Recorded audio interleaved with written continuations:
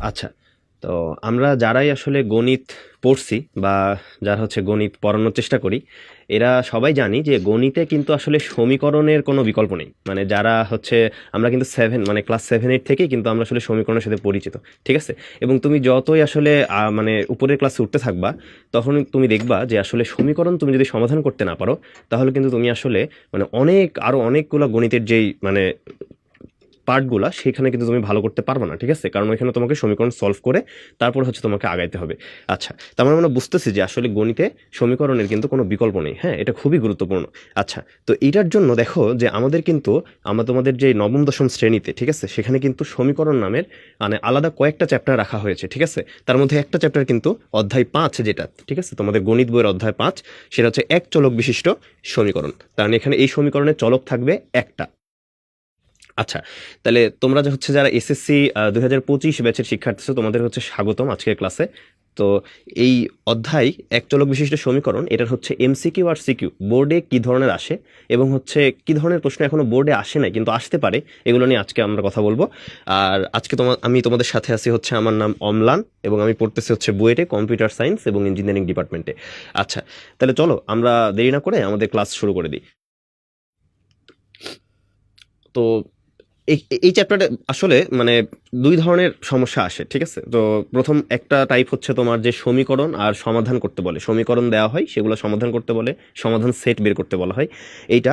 আর আরেকটা হচ্ছে তোমার হচ্ছে ওয়ার্ড প্রবলেম, মানে তোমার বাস্তব জীবনের কোনো একটা সমস্যা দেওয়া হয়, তারপরে ওইখান থেকে আমাদের সমীকরণ গঠন করতে হয়, দেন সমীকরণ সমাধান করে আমাদের উত্তরটা বের করতে হয়। ঠিক আছে? তো আমরা দুই টাইপের ম্যাথই দেখবো, সেম কিউ এমসিকিউ যেগুলো বোর্ডে আসছে এবং আসে নাই আসতে পারে সবই দেখবো।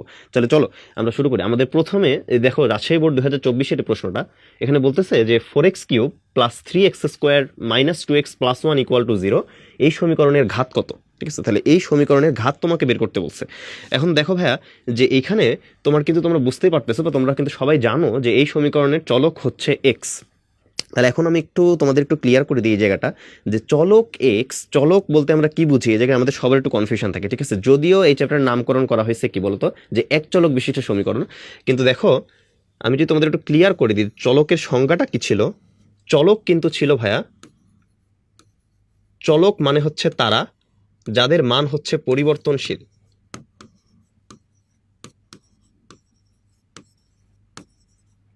তার মানে তুমি ইচ্ছা মতো যাদের মানকে পরিবর্তন করতে পারবা তারাই হচ্ছে চলক।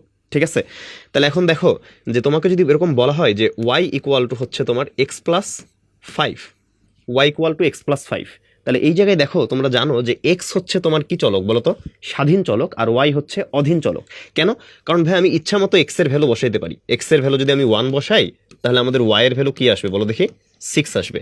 এক্স এর ভ্যালু যদি আমি 2 বসাই তাহলে আমাদের ওয়াই এর ভ্যালু কি আসবে বলতো, ওয়াই এর ভ্যালু আসবে তখন 7। তার মানে এক্স এর স্বাধীন মানগুলোর উপরে ডিপেন্ড করে কিন্তু আমাদের ওয়াই এর অধীন মানগুলো আসতেছে। ঠিক আছে, এই জন্য আমরা এক্স কে বলবো স্বাধীন চলক আর ওয়াই কে বলবো হচ্ছে অধীন চলক। ঠিক আছে, আর এই জায়গায় কিন্তু আমি এই সমীকরণে কিন্তু আমি কি করতে পারি বলতো, যে এক্স এর যে কোনো মান আমি বসাইতে পারি। ঠিক আছে, ইচ্ছা মতো। কিন্তু ধরো তোমাকে এখন বলে দেওয়া হলো যে এক্স প্লাস 5 এটা ইকুয়ালস টু ওয়াই না দিয়ে এবার তোমাকে বলা হচ্ছে কি বলতো, 0। এক্স প্লাস 5 ইকুয়াল টু বলা হচ্ছে 0। তাহলে এখন তুমি বলো যে এই জায়গায় তুমি কি ইচ্ছা মতো এক্স এর যে কোনো মান বসাইলে এই সমীকরণটা সিদ্ধ হবে কিনা? অবশ্যই কিন্তু এটা সিদ্ধ হবে না। কেন বলো তো ভাইয়া? কারণ তুমি যদি এখান থেকে এক্স এর ভ্যালুটা বের করতে চাও তাহলে দেখো এক্স এর একটা মানই তুমি পাবা, সেটা হচ্ছে কি বলতো, -5।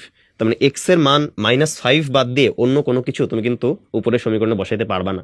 তাহলে এই সমীকরণটার জন্য আসলে এক্স কিন্তু আসলে অজানা রাশি। ঠিক আছে, মানে এতে চলক তার চেয়ে প্রিসাইজলি তুমি যদি বলতে চাও তাহলে এটা হচ্ছে অজানা রাশি, বাট ইটসেলফ আমরা অজানা রাশিকেও চলক হিসেবে বলি। এই জন্য এই সমীকরণগুলোকে আমরা এখনো এক চলক বিশিষ্ট সমীকরণই বলতেছি। ঠিক আছে, কিন্তু এটাকে প্রিসাইজলি বললে এটা আসলে একটা অজানা রাশি। ঠিক একইভাবে ভাইয়া এই সমীকরণ কিন্তু কি বলতো, একটা ত্রিঘাত সমীকরণ। তাহলে এই সমীকরণটাকে সমাধান করলে আমরা জানি যে 3টা মূল আসবে। কেন? কারণ হচ্ছে কোনো সমীকরণের আমাদের অজানা রাশি বা চলক তার সবচাইতে বড় ঘাত যত হয় সেই ঘাতের সমপরিমাণ মূল কিন্তু আমরা পাই। ঠিক আছে, তো এখানে কিন্তু 3টা মূল আমাদের আসবে। ওই 3টা মান ব্যতীত অন্য কোনো মান বসাইলে কিন্তু এই সমীকরণটা সিদ্ধ হবে না।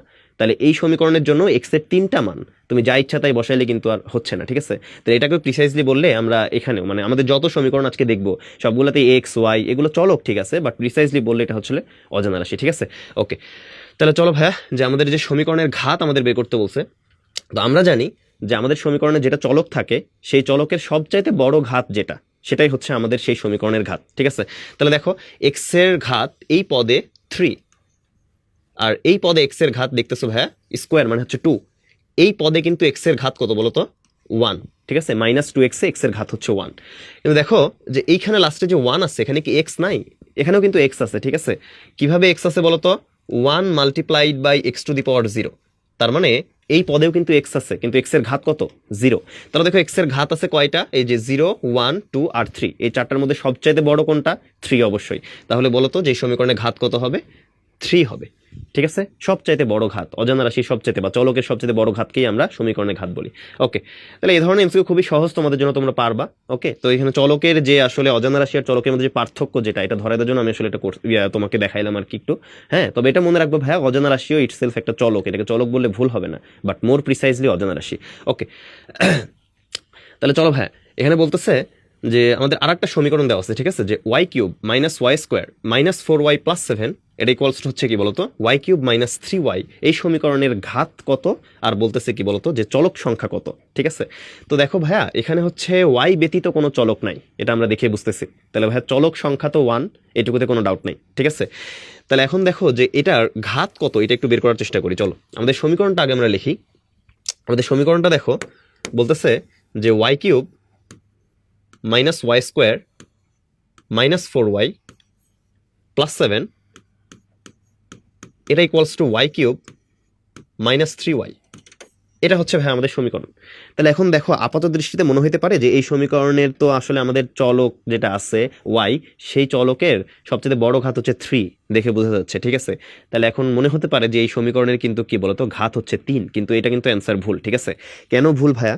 তোমাকে আমি এই জিনিসটুকু বলে দিই, একটা সমীকরণে তোমার যখন মানে বিভিন্ন ঘাতের চলক থাকে, যেমন ধরো y³, তারপরে y², তো তোমার ওই সমীকরণে y³ এর শুধুমাত্র একটা পদই থাকতে হবে, y² শুধুমাত্র একটা পদই থাকতে হবে, দুইটা পদ তুমি রাখতে পারবা না। তো যদি না বুঝে থাকো, একটা এক্সাম্পল দিই। দেখো যে তোমার 5y³ + 3y³ প্লাস হচ্ছে তোমার 2, এটা ইকুয়ালস টু 0। ঠিক আছে, এটা ধরো একটা সমীকরণ। ঠিক আছে, লেটস সে। তাহলে এখন দেখো যে এই জায়গায় দেখো যে y³ এর কিন্তু দুইটা পদ আছে, একটা হচ্ছে 5y³ আর একটা কি বলতো? 3y³। ঠিক আছে, তাহলে এই জায়গায় তুমি যদি মানে এই y³ দুটাকে আলাদা রাখো, তাহলে আসলে আমাদের সমীকরণের আদর্শ প্রকাশটা হবে না। ঠিক আছে, আমাদের কি করতে হবে? আমাদের এই দুইজনকে একসাথে যোগ করতে হবে। তাহলে y³ ইন্টু কি হবে বলতো? 5 + 3 + 2, এটা ইকুয়ালস টু 0। তাহলে ভাই এরকম হবে যে 8y³ + 2, এটা ইকুয়ালস টু 0। এইটা হবে আমাদের সমীকরণের আদর্শ রূপ। আমাদের ডান মানে আমাদের রাইট হ্যান্ড সাইডে অলওয়েজ কিন্তু 0 থাকবে। তাহলে দেখো এই সমীকরণটা কিন্তু আমাদের সেই আদর্শ রূপে দেওয়া নাই, আমাদের রাইট হ্যান্ড সাইডে কিন্তু 0 নেই, y³ - 3y আছে। তাহলে এই জন্য আমরা রাইট হ্যান্ড সাইডকে শুরুতে 0 বানাবো। দেখো কি হয়? y³ - y² - 4y + 7, তারপরে দেখো যে -y³ + 3y, এটা ইকুয়ালস টু 0। তাহলে দেখো আমাদের রাইট হ্যান্ড সাইডকে আমরা যখন 0 বানায় ফেললাম, তারপরে আমাদের কাজ কি? তারপরে আমাদের কাজ হচ্ছে প্রত্যেকটা ঘাতের জন্য একটা করে আমাদের টার্ম মেনটেন করতে হবে, একটা পদ থাকবে, দুইটা পদ থাকবে না। দেখো এই জায়গায় এখানে আছে কি বলতো? y³, এখানে কি আছে? -y³। এই দুজনকে আমাদের একসাথে করতে হবে। তো একসাথে যদি তুমি কমন নিয়ে ফেলো, তাহলে দেখো এর সহগগুলা কি আসতেছে? 1 - 1। কেন ভাই? এখানে y³ কমন নিলে 1 হবে, আর ভাই দেখো এখানে যদি তুমি -y³ থেকে y³ কমন, তাহলে কিন্তু -1 হবে। ঠিক আছে, তাহলে y³ ইন্টু 1 - 1। তারপরে দেখো -y²। এরপরে দেখো y কিন্তু আমাদের দুইটা পদে আছে। ঠিক আছে, আমাদের দুইটা পদে কিন্তু ভাই y আছে, এই যে -4y আর হচ্ছে +3y। তাহলে এখান থেকে আমরা কি করতে পারি বলতো? +y ইন্টু -4 + 3 আর +7, এটা ইকুয়ালস টু 0। আমাদের সমীকরণটা কিন্তু দেখতে ভাইয়া এরকম দেখাবে। আচ্ছা, তাহলে দেখো আমাদের এখন তুমি যদি এই সহগগুলার যেই মানে কমন নিয়ে ফেলছো, তারপর তুমি যদি ক্যালকুলেশন করো, দেখো কি আসে? যে 1 - 1টা কি চলে আসবে বলতো? 0 চলে আসবে। তাহলে y³ এর সাথে 0 গুণ হওয়ার পরে এই y³ এর কিন্তু আর অস্তিত্ব থাকতেছে না, কারণ আমরা জানি যে আমাদের যেই ধরো আমরা যে সমীকরণগুলো লিখি, সেই সমীকরণের সবচাইতে বড় ঘাত যেটা থাকে তার সহগ কখনো 0 হতে পারবে না। তাহলে এখানে দেখো যে y³ তো সবচেয়ে বড় ঘাত, কিন্তু সমস্যা হচ্ছে এখানে যে তার সহগটা হয়ে গেছে 0। ঠিক আছে, তাহলে দেখো এই যে কিন্তু আসলে 0 হয়ে যাচ্ছে, তারপরে -y², তারপরে দেখো এখানে -4 + 3, দ্যাট মিনস হচ্ছে -y + 7, এটা ইকুয়ালস টু 0। তাহলে দেখো কি আসে? -y² - y + 7 এটা ইকুয়ালস টু 0। তাহলে ভাই এইটা কিন্তু আসলে আমাদের রিয়েল আদর্শ সমীকরণ, মানে ওই সমীকরণের যে আদর্শ ফর্মটা সেটা হচ্ছে এইটা। তাহলে দেখো এই আদর্শ ফর্মে তুমি দেখতেই পাচ্ছ যে y এর সবচেয়ে বড় ঘাত কত বলো তো ভাইয়া? 2, ঠিক আছে? তাহলে আসলে এই সমীকরণের ঘাত হবে 2। তাহলে দেখো এই সমীকরণের ঘাত হচ্ছে 2 আর y ছাড়া তো কোনো চলক নাই, তাহলে এই জন্য চলক সংখ্যা হচ্ছে 1। তাহলে ঘাত 2 আর চলক সংখ্যা 1, বি নাম্বারটা হবে আমাদের অ্যান্সার। ওকে, তার মানে আমাদের যদি আসলে অনেকগুলা টার্ম থাকে, ঠিক আছে, মানে ধরো যে এই পাশে ও পাশে দুই পাশে সমীকরণ আছে এবং একই ঘাতের অনেকগুলা পদ আছে, তাহলে সেগুলোকে আমরা আসলে একসাথে কমন নিয়ে তারপরে আদর্শ ফর্ম করার পরে আমরা ডিসাইড করব যে এখানে ঘাত কত। ওকে, তারপরে চলো শুরু করি। এবার দেখো যে আমাদের বলতেছে যে এর পরের ম্যাথটা যে x² - 3 তার উপর স্কোয়ার এটা ইকুয়াল টু 0 সমীকরণের মূল কয়টা? ঠিক আছে, তো এটা অনেকে হচ্ছে তোমার দেখে বলতে পারে যে সমীকরণের মূল হবে 2টা। কেন? কারণ ভিতরে x এর বা অজানা রাশি বা চলকের সবচেয়ে বড় ঘাত হচ্ছে 2। কিন্তু ভাই এটা কিন্তু ভুল। কেন ভুল? খুবই ছোট একটা এক্সাম্পল দিলে তোমরা বুঝতে পারবা। দেখো যে x - 1 এর ওপরে যদি হোল স্কোয়ার এটা ইকুয়াল টু 0 দিই, তাহলে তোমরা কি বলবা যে এই মানে এই সমীকরণের আসলে ঘাত হচ্ছে একটা? এটা কিন্তু না। কেন না? কারণ হচ্ছে তুমি এখান থেকে এরকম করতে পারো ভাইয়া যে x - 1 ইন্টু x - 1 এটা ইকুয়াল টু 0। এখানে কিন্তু ভাই দুইটা উৎপাদক আছে, আলাদা আলাদা দুইটা উৎপাদক। তখন তুমি বলবা যে ভাইয়া হয় এটা ইকুয়াল টু 0, মানে x - 1 ইকুয়াল টু 0 একবার তুমি ধরবা, তখন x ইকুয়াল টু কি আসবে বলো তো? 1 আসবে। আবার তুমি দেখো যে পরেও কি দেওয়া আছে x - 1, দেন তুমি ওইটাকে আবার কি ধরতেছো বলো তো? 0 ধরতেছো। তাহলে কি আসতেছে তোমার x এর ভ্যালু? আবার কিন্তু 1 আসতেছে। তাহলে ভাইয়া এখানে x এর ভ্যালু কয়টা আসলো? x এর ভ্যালু 2টা আসছে, একটা 1 আর একটা 1, দুইটা x এর ভ্যালু আসছে, বাট দুইটাই হচ্ছে সমান।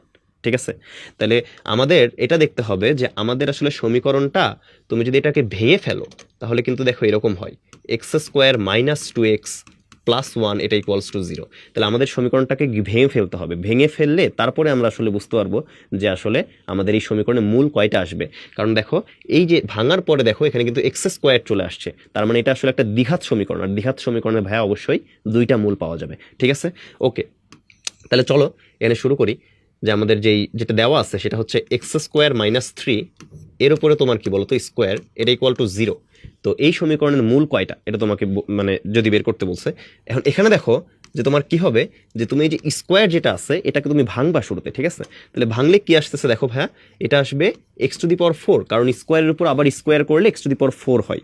তারপরে দেখো কি যে -2 ইন্টু x² ইন্টু হচ্ছে 3 প্লাস কি বলতো 3² এটা ইকুয়াল টু কি বলতো 0। তাহলে দেখো এখানে সমীকরণ আসতেছে x⁴ - 6x², তারপরে প্লাস হচ্ছে 9 এটা ইকুয়ালস টু 0। ঠিক আছে, তাহলে দেখো এই সমীকরণে তোমার তুমি যখন ভেঙে ফেলছো সমীকরণটাকে, এই বর্গটা যখন ভেঙে ফেলছো তখন দেখো সবচেয়ে বড় ঘাত চলে আসছে কত বলতো 4। ঠিক আছে, তাহলে এই সমীকরণের মূল হবে কয়টা বলতো ভাইয়া? 4টা মূল হবে। ঠিক আছে, এটা সবসময় মনে রাখবা যে কোনো সমীকরণের ঘাত তত সংখ্যক মূল থাকবে।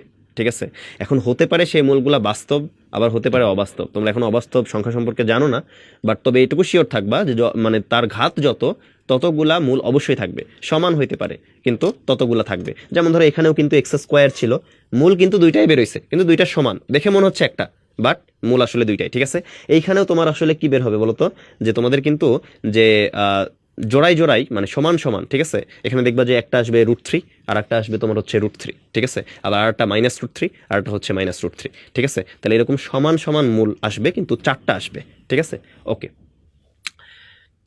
তাহলে এখন দেখো যে ভাইয়া আমাদের এই সমীকরণটার তাহলে মূল আসতেছে কয়টা? 4টা আসবে, কারণ কি এই সমীকরণের ঘাত হচ্ছে 4। ঠিক আছে, এখন কথা হচ্ছে ভাইয়া যে এত বড় ক্যালকুলেশন তো আমাদের এমসিকিউতে করার সময় নেই। ঠিক আছে, তাহলে তখন আমরা কিভাবে বুঝবো? এটা দেখো এভাবে বোঝা যায় যে আমাদের এখানে x এর পাওয়ার কত আছে বলতো? স্কোয়ার। তাহলে এখন এই ব্র্যাকেটের উপরে আবার পাওয়ার কত আছে বলো? আবার 2। তাহলে এই 2 আর 2 তোমার গুণ হবে, এটা তুমি বুঝতেছো। তুমি যদি ভেঙে ফেলো তাহলে এই দুইটা পাওয়ার কিন্তু গুণ হবে, আর গুণ হলে কত হবে? 4 হবে। ঠিক আছে, তাহলে ওই 4ই হবে তোমার কি বলতো সমীকরণের ঘাত, আর 4টা মূল পাওয়া যাবে। যেমন আরেকটা এক্সাম্পল যদি দিই, দেখো ভাইয়া যে x³ তারপরে -3, ঠিক আছে, তাহলে এর উপরে তুমি দিলা হচ্ছে স্কোয়ার এটা ইকুয়াল টু 0। তোমাকে বলা হলো যে এই সমীকরণের মূল কয়টা, তখন তুমি কি করবা ভাইয়া? সিম্পলি তুমি এভাবে চিন্তা করবা যে ব্র্যাকেটের ভিতরে যেটা আছে তার সবচেয়ে বড় ঘাত হচ্ছে কি 3, আর ব্র্যাকেটের বাইরের ঘাতটা কত 2। তাহলে এই দুটো তুমি যদি মাল্টিপ্লাই করো তাহলে তোমার আসবে কত 6। তাহলে তোমার x⁶ কিন্তু আসবে তুমি যদি এই সমীকরণটাকে ভেঙে ফেলো। তাহলে অবশ্যই ভাইয়া এই সমীকরণের কয়টা মূল পাওয়া যাবে বলো তো? 6টা মূল পাওয়া যাবে। আশা করি তোমরা বুঝতে পারছো যে তোমরা আসলে কিভাবে দেখেই বুঝবা যে একটা সমীকরণে কতগুলো মূল আসবে।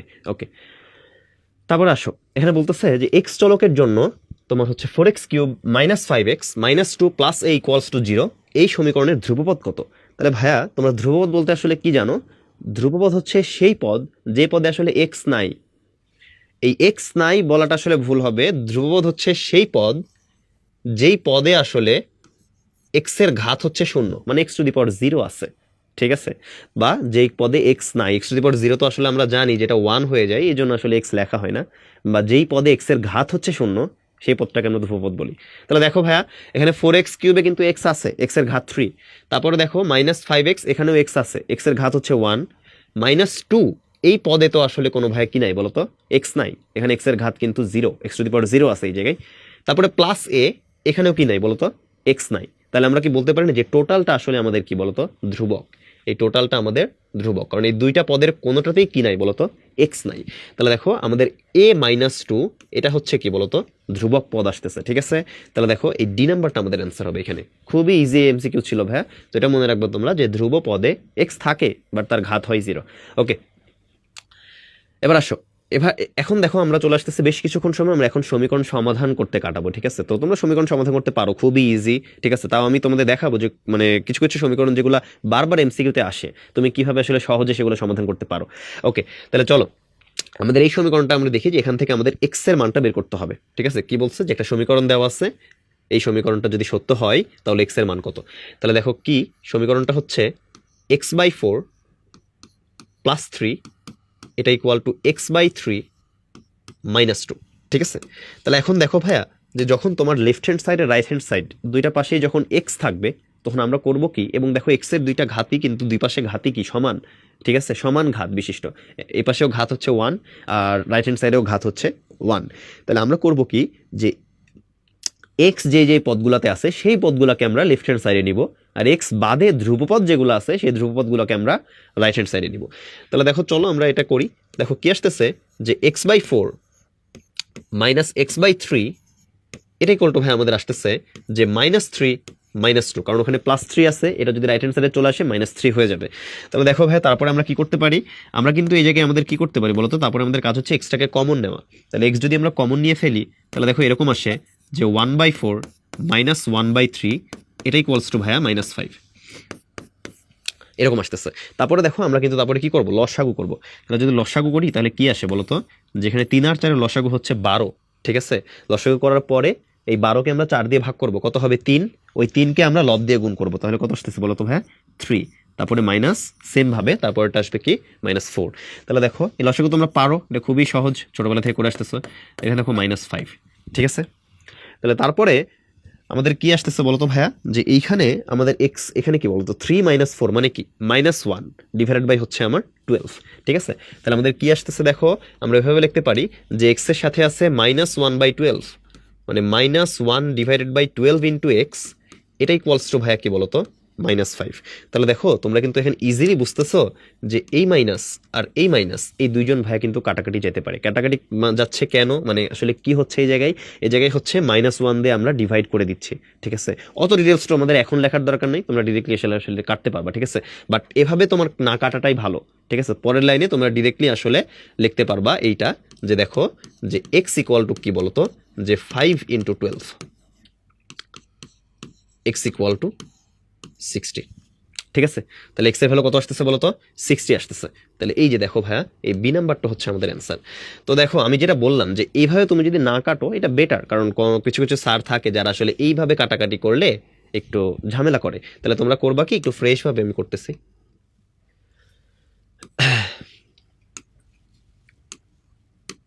তোমরা করবা হচ্ছে এরকম, যে এইটা তুমি মাইনাস রাখো, সমস্যা নাই, তারপরে -5, দেন পরের লাইনে তুমি মাইনাসটাকে আর লিখলা না, অসুবিধা নাই, স্যার বুঝে যাবে যে তুমি আসলে -1 দিয়ে ডিভাইড করে মাইনাসকে সরাই ফেলছো, ঠিক আছে? ওকে, বা তোমরা চাইলে কাটাকাটি করতে পারো, বাট আমার এক্সপিরিয়েন্স থেকে বলতেছি আসলে যে আসলে কিছু কিছু স্যার এটা মানে ডিনাই করে যে আসলে ভাবে কাটাকাটি করা ঠিক না। ওকে, তাহলে আমাদের এক্স এর ভ্যালু কত আসতেছে ভাইয়া? 60 আসতেছে। আর যেহেতু ভাই এটা এমসিকিউ, তাহলে তুমি রাফে কি করতেছো এটা আসলে ডিপেন্ড করে না, হ্যাঁ? তো তোমরা আসলে যেভাবে পারো 1 লাইন 2 লাইন গ্যাপ দিয়ে হলেও সমীকরণটা সমাধান করে ফেলবা, যত তাড়াতাড়ি করবা এটাই আসলে তোমাদের জন্য উত্তম, ঠিক আছে? আর আমি যেহেতু তোমাদের বুঝাইতেছি এই জন্য আসলে প্রতিটা লাইন ভালো ভালো করে লিখছি। ওকে, তাহলে চলো ভাইয়া তারপরে আমরা চলে যাই আমাদের পরের এমসিকিউ। এখানে বলতেছে যে এক্স স্কোয়ার এটা ইকুয়াল টু 2x সমীকরণের সমাধান সেট কোনটি। এখন দেখো ভাইয়া যে একটা সমীকরণ সমাধান করলে একটা মান আসতে পারে, দুইটা মান আসতে পারে, তিনটা মান আসতে পারে, ঠিক আছে। এই সবগুলা মানকে যদি আমরা একটা সেটের উপাদান হিসেবে প্রকাশ করি তাহলে সেটাকে বলা হয় আমাদের সমাধান সেট। তাহলে আমাদের সমাধান সেট বের করতে বললে শুরুতে আমাদের কাজ হচ্ছে এখান থেকে সমীকরণটা থেকে আগে এই অজানা রাশি বা চলকের মানটা বের করা। এটা হচ্ছে আমাদের প্রথম কাজ, ঠিক আছে। তাহলে এখন দেখো এই জায়গায় আমি আসলে তোমাদের একটা জিনিস শিখাবো যে যেভাবে তুমি এমসিকিউ একটা ট্রিক শিখাবো যে যেভাবে তুমি এমসিকিউ এর এই ধরনের ম্যাথগুলো একটু মানে তাড়াতাড়ি সলভ করতে পারবা, ঠিক আছে। তাহলে দেখো আর একটু মনোযোগ দিবা, না হলে ভাইয়া তোমাদের না বুঝার মানে গোলায় ফেলার চান্স আছে কিন্তু। তাহলে দেখো এখানে এই সমীকরণটা দেখার পরে অনেকেরই ইচ্ছা জাগে যে আমি দুই পাশ থেকে এক্সকে কাটাকাটি করে ফেলি। এটা হচ্ছে প্রথম কথা। আমি জানি যে তোমাদের সবারই প্রায় সবারই ইচ্ছা জাগে যে দুই পাশ থেকে একটা এক্স যদি কাটায় ফেলি তাহলে কিন্তু এক্স ইকুয়াল টু 2 চলে আসে, ঠিক আছে। কিন্তু দেখো এইটা আমি কাটতে পারবো না, কারণ এক্স এর ভ্যালুগুলো আমি জানি না। এক্স হচ্ছে চলক বা অজানা রাশি, ঠিক আছে। তাহলে এই এক্স এর মানগুলো যেহেতু আমি জানি না, এই জন্যই কিন্তু আমি এক্স দিয়ে ডিভাইড করতে পারবো না। কেন ভাইয়া? মানে কি এক্স তুমি কাটাকাটি করবো মানে কি? মানে হচ্ছে তুমি সমীকরণের দুই পক্ষকে এক্স দিয়ে ভাগ করবা। কিন্তু এক্স যদি 0 হয় তুমি চিন্তা করো তাহলে কি তুমি ভাগ করতে পারবা? কারণ 0 দিয়ে তো কোনো কিছুকে ভাগ করা যায় না ভাইয়া। 0 দিয়ে কোনো কিছুকে ভাগ করলে সেটা কি হয়ে যায় বলো তো? আনডিফাইন্ড হয়ে যায়, ঠিক আছে। তাহলে এই জন্য তুমি চলক দিয়ে দুই পাশে ভাগ করতে পারবে না। যদি দুই পাশে সেম সেম চলকের কোনো কিছু থাকে, মানে যার মান তুমি জানো না, চলক বিশিষ্ট কোনো রাশি থাকে, ওই দুটো রাশিকে তুমি কাটাকাটি করতে পারবা না। তখনই পারবা যখন তোমাকে কোয়েশ্চেনে বলে দেওয়া হবে যে ওই জিনিসটা মানে x is not equal to 0। তোমার কোয়েশ্চেনে কিন্তু এটা বলা নাই, ঠিক আছে। তাহলে দেখো ভাইয়া যে এখানে যেহেতু x is not equal to 0 বলা নাই, আমরা কি করব এই ধরনের কেসে যখন কাটাকাটি করতে ইচ্ছা করবে আমরা করব। বাট করব কি যে আমরা নিজেরা আমাদের ডান পাশে এভাবে লিখে রাখবো যে একটা কেস হইতে পারে যেখানে এক্স হচ্ছে 0, ঠিক আছে, এক্স ইকুয়াল টু 0, এরকম একটা কেস হইতে পারে। তাহলে সেই কেসে কিন্তু আমাদের এক্স এর মান বের হয়ে গেছে। কি বলতো? X equal to 0। মানে যদি এক্স ইকুয়াল টু 0 হয় তাহলে একটা সমাধান কিন্তু আমরা পেয়ে গেছি যে এক্স এর মান একটা 0। তাহলে এখন এই কেসটা হচ্ছে এক্স ইকুয়াল টু 0 হইলে, তাহলে এরপরে আমরা বের করবো এক্স ইকুয়াল টু 0 না হইলে। কারণ আমাদের কেস তো দুইটাই পসিবল, একটা হচ্ছে এক্স ইকুয়াল টু 0 হইতে পারে আর না হলে হইতে না পারে। তাহলে এক্স ইকুয়াল টু 0 হইলে তো আমাদের এক্স ইকুয়াল টু 0, আর এক্স ইকুয়াল টু 0 না হইলে আমরা কিন্তু এখানে কি করতে পারি বলতো? ক্যান্সেল আউট একটা এক্স করতে পারি। তাহলে এক্স ইকুয়াল টু কি আসবে বলতো ভাইয়া? 2 চলে আসতেছে। দেখো তাহলে এক্স ইকুয়াল টু 0 হইলে এক্স এর একটা মান 0, আর এক্স ইকুয়াল টু 0 না হইলে এক্স এর আর একটা মান হচ্ছে 2, ঠিক আছে। তাহলে এখান থেকে তোমার কমন নেওয়ার দরকার পড়তেছে না, এবং এই প্রসেসটা তুমি আসলে এমসিকিউ এর জন্যই করতে পারবা, সিকিউতে এভাবে করো না।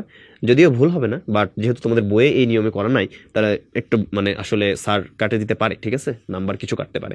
ওকে, তাহলে দেখো এক্সে কিন্তু দুইটা মান তুমি পেয়ে গেছো, ঠিক আছে, যেটা হচ্ছে এক্স ইকুয়াল টু 0 ধরার পরে একটা পাইছো, আর 0 না হইলে কাটাকাটি করে একটা পেয়ে গেছো। তাহলে এক্স এর দুইটাই ভ্যালু আছে, কত বলতো? 0 আর 2। তাহলে এদেরকে তুমি যদি সেট আকারে লেখো ভাইয়া অবশ্যই ডি নাম্বারের মতো দেখাবে, ঠিক আছে। যে সমাধান সেটটা কি হবে বলতো? 0 2, আর সেট তো আমরা সেকেন্ড ব্র্যাকেট দিয়ে ক্লোজ করি, এটা আমাদের অ্যান্সার হবে। ওকে, তারপরে চলো এখানে হ্যাঁ আবার একই রকমের একটা ম্যাথ আমি এই জন্য তোমাদের রাখছি যে মানে থিওরিটা বা কিভাবে করবো এটা তুমি ক্লিয়ার হয়ে যায়। দেখো এই অঙ্কটা তোমরা যদি করো তোমরা করতে কিভাবে দেখো তো ভাইয়া, যে এই এক্সকে তুমি 2x - 1 দিয়ে গুণ করে দিতা, তারপরে দেখো একটা দ্বিঘাত সমীকরণ আসতো, তারপর তোমরা মিডিল টার্ম করতা বা আরো সমাধান করতা, আরো অনেক ওয়ে আছে, যেমন ধরো তুমি কমন নিতা হয়তো, ঠিক আছে। তো তোমরা একটু আগে আমরা যেভাবে ম্যাথটা সলভ করলাম এই কাটাকাটি মেথডে, ওই কাটাকাটি মেথডে তোমরা করতে পারো। এটা দেখো যে 2x - 1 এটা ইকুয়াল টু দেওয়া আছে কি বলতো? 1 - 2x divided by x.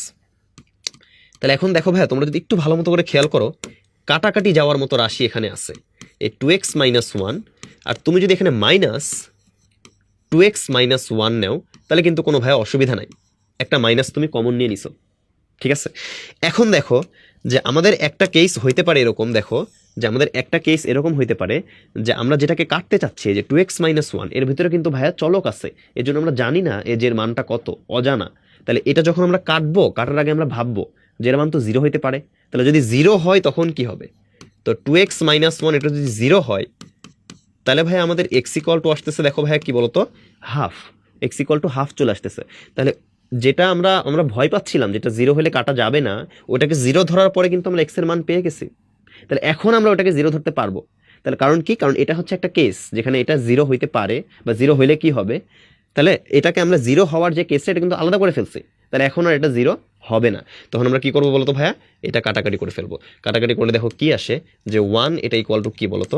-1/x। তাহলে দেখো এখানে আসতেছে যে x ইকুয়াল টু ভাইয়া -1। তাহলে দেখো যে ওই ফ্যাক্টরটা বা ওই উৎপাদকটা 0 হইলে কি মান আসবে, না হইলে কি মান আসবে, দুইটা কিন্তু আমরা পেয়ে গেছি। এটা আসলে একটা দ্বিঘাত সমীকরণ এবং তার দুইটা মূল কিন্তু আমি পেয়ে গেছি। ঠিক আছে, তাহলে দেখো এইটুকু ক্যালকুলেশন করতে তোমাদের কিন্তু খুব একটা সময় লাগবে না। হ্যাঁ, এই জন্য এই প্রসেসটা তোমরা ফলো করতে পারো। ওকে, তাহলে দেখো এক্স এর একটা ভ্যালু আসছে হাফ আর একটা হচ্ছে -1। তাহলে এটা আমাদের কোন অপশনে আছে? এই যে সি নাম্বার অপশনে আছে, দেখো যে -1 আর হাফ, এটা হচ্ছে আমাদের অ্যান্সার। ওকে, তাহলে এবার আশা করি তোমরা বুঝতে পারছো যে এই ম্যাথটা, আগের ম্যাথটা আর এই ম্যাথটা আমি কিভাবে করছি। ওকে, তাহলে চলো এখানে চলে আসি এর পরের ম্যাথ। এখানে বলতেছে যে x-2 ডিভাইডেড বাই x-1 এটা equals two 2 - 1 divided by x-1, এই সমীকরণের সমাধান সেট নিচের কোনটি? তার মানে এখান থেকে আমাদের সলভ করা লাগবে এই সমীকরণটা। তাহলে দেখো ভাইয়া, আমাদের সমীকরণটা আমরা আগে লিখি যে x-2 ডিভাইডেড বাই x-1 এটা equal two 2 - 1 divided by x-1। তাহলে দেখো এখানে তুমি যদি একটা জিনিস খেয়াল করো, দেখো এই জায়গায় দুই পাশেই কিন্তু এই ভগ্নাংশের হরে আছে কি বলতো, x-1, আর এই ভগ্নাংশের হরে কি আছে, x-1 আছে। ঠিক আছে, তাহলে আমরা কি করতে পারি যে রাইট হ্যান্ড সাইডে এখানে কিন্তু একটা 2 আছে, তাহলে আমরা লসাগু করে এই 2টাকে আসলে আমাদের টোটাল এই দুইটা ভগ্নাংশকে মানে 2 আর হচ্ছে 1 ডিভাইডেড বাই x-1, দুইটা পদকে আমরা একটা পদে নিয়ে আসি। তারপরে দেখবা যে এই পাশেও আমাদের হর থাকবে x-1, এ পাশেও থাকবে x-1। তাহলে চলো আমরা শুরু করি। এটা বলতেছে যে x-2 ডিভাইডেড বাই x-1, এটাকে হাত দেওয়ার কোনো দরকার নাই। এই পাশে দেখো তুমি যদি লসাগু করো তাহলে কি আসতেছে বলো তো, x-1 আসবে। কেন? কারণ হচ্ছে 2 এর নিচে কি আছে, 1 আছে। ঠিক আছে, তাহলে 1 আর যে কোনো সংখ্যার লসাগু আসলে ওইটাই হয়, মানে 1 আর 2 এর লসাগু 2 হবে, 1 আর 3 এর লসাগু 3 হবে, আর 1 আর x-1 এর লসাগু আসলে x-1ই হবে। ঠিক আছে, তাহলে তারপরে আমরা কি করব যে x-1 দিয়ে 2 কে গুণ করে দিব। তাহলে কি আসে বলতো ভাইয়া, 2x-2। দেন দেখো যে আমরা কি করব, আমাদের আসতেছে তারপরে কি বলতো যে -1। ঠিক আছে, ওকে। এবার দেখো কি হইতেছে ভাইয়া, যে তোমরা এখন কিন্তু একটা কাজ করতে পারবা, সেটা হচ্ছে দেখো যে এই পাশে তোমার হরে কে আছে, x-1 আছে, এই পাশে হরে কে আছে, x-1 আছে। এরা কিন্তু অজানা। ঠিক আছে, এরা কিন্তু অজানা, এদের মান কিন্তু তুমি এখনো জানো না। ঠিক আছে, চলক চলক বিশিষ্ট পদ, কিন্তু এই দুইটা হরকে তুমি কাটাকাটি করতে পারবা। কেন পারবা? দেখো একটু আগে ছিল যখন আমরা এই যে এখানে 2x-1 2x-1, এটা কিন্তু ভাই লবে ছিল। তো লবে থাকলে তোমার একটা ঝামেলা আছে যে 0 হইতে পারে। ঠিক আছে, তখন আমরা কাটাকাটি করতে পারবো না, 0 ধরে কেসটাকে আলাদা করে রাখবো। কিন্তু যখন তোমার হরে সমান সমান জিনিস থাকবে তখন ভাই তুমি কাটাকাটি করতে পারবা, কারণ এটা হরে আছে মানে বলেই দিচ্ছে যে এটা 0 না। কারণ কি বলতো, কারণ হরে যদি মানে এটা যদি 0 হইতো তাহলে তোমার অঙ্কটাই তো আসলে ভাই অবাস্তব হয়ে যেত, তাই না বলতো? কারণ হচ্ছে তোমার কি দেখো তো, নিচে x-2 ডিভাইডেড বাই x-1, তাহলে কোনো কিছুকে 0 দিয়ে ভাগ করলে তো ওইটা অসংজ্ঞায়িত হয়ে যায়। তাহলে এই জন্য প্রশ্ন আমাদের বলে দিচ্ছে যেটা 0 হবে না। ঠিক আছে, তাহলে হরে থাকলে আমরা কাটতে পারবো, তাহলে x-1 আর x-1 কাটাকাটি যায়। তারপরে দেখো কি আসে যে x-2 এটা ইকুয়ালস টু হচ্ছে ভাইয়া 2x-3। তারপর আমরা এভাবে করতে পারি, দেখো যে 2x-1 এটা ইকুয়াল টু 3-2। আমরা যদি পক্ষান্তর করে ফেলি তাহলে দেখো কি আসে যে x ইকুয়াল টু ভাইয়া 1। তাহলে এটাই হচ্ছে আমাদের x এর একটা মান চলে আসলো। ঠিক আছে, তাহলে দেখো যে আমাদের সমাধান সেট কোনটা হবে বলতো ভাইয়া, এই যে প্রথমটা, শুধুমাত্র 1 বিশিষ্ট আমাদের যেই সেটটা আছে। ওকে, আচ্ছা, এরপরে দেখো আরেকটা সমীকরণ দিয়ে আমাদের সমাধান সেট বের করতে বলছে। তো এই ম্যাথটা কি দেখো যে ঢাকা বোর্ড 2024-এ আসছিল, এবং এই অঙ্কটা কিন্তু মানে আলোড়ন ছড়ানো একটা অঙ্ক। কারণ কি, কারণ এটা প্রায় স্টুডেন্টরা আসলে ভুল করে, মানে একটা জায়গায় ভুল করে। কোন জায়গাটা একটু ক্লিয়ার করে দিচ্ছি তোমাদের। দেখো যে আমাদের সমীকরণটা যখন লিখবো 3x - 6 তারপরে +5 এটা ইকুয়ালস টু 2, তারপরে ভাই আমরা লিখতে পারি যে √3x - 6 এটা ইকুয়ালস টু হচ্ছে ভাইয়া -3। এটা কিন্তু আমরা লিখতে পারি, 5টাকে পাশে পার করে দিলে 2 - 5 কি হবে বলতো, -3 হবে। এখন এই জায়গায় হচ্ছে তুমি বর্গ করতে পারো, বর্গ করলে কিন্তু তোমার একটা অ্যান্সার আসবে, কিন্তু আমি এখানে বর্গ করব না বা করতে পারবো না আমরা এখানে বর্গ। কেন? কারণ এই লাইনটাই আমাদের আসলে মানে ভুল ভুল প্রমাণ চলে আসছে। ঠিক আছে, মানে একটা জিনিস এমন চলে আসছে যেটা অবাস্তব, এটা হইতে পারে না, এরকম একটা জিনিস চলে আসছে। অবাস্তব বলে ভুল হবে, কারণ অবাস্তব বলতে আসলে ম্যাথে অনেক মানে একটা বড় পোর্শনকে বোঝায়, যখন তোমরা অবাস্তব সংখ্যা জটিল সংখ্যা পড়বা বুঝবা। বাট এটা অবাস্তব না, এটা আসলে হয় না, এটা হবে না। তুমি যদি বলো ভাইয়া যে 2 = -1, এটা কি হবে? এটা তো সম্ভব না, অসম্ভব। ঠিক আছে, তাহলে দেখো যে এই জায়গায় আসলে কাহিনী কি হইলো, যে লেফট হ্যান্ড সাইডে যে পোর্শনটা আছে এইটা একটা পজিটিভ নাম্বার। এটা আসলে বুঝতেই যে স্টুডেন্ট আসলে এটাই আসলে মানতে চায় না যে √এর পরে ভাইয়া পজিটিভ নেগেটিভ দুইটাই হইতে পারে, কিন্তু এটা ভুল।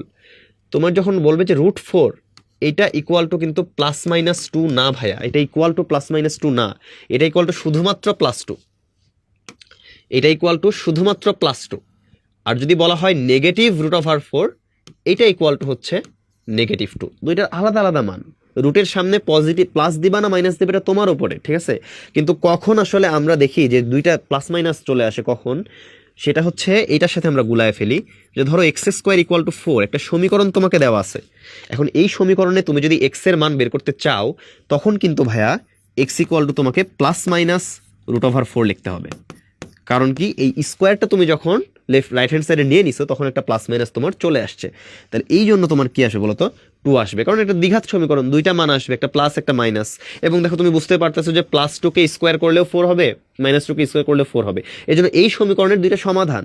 কিন্তু এটা মানে এটা না যে √4 এর ভ্যালু হচ্ছে +-2, √4 এর ভ্যালু হচ্ছে শুধুমাত্র +2।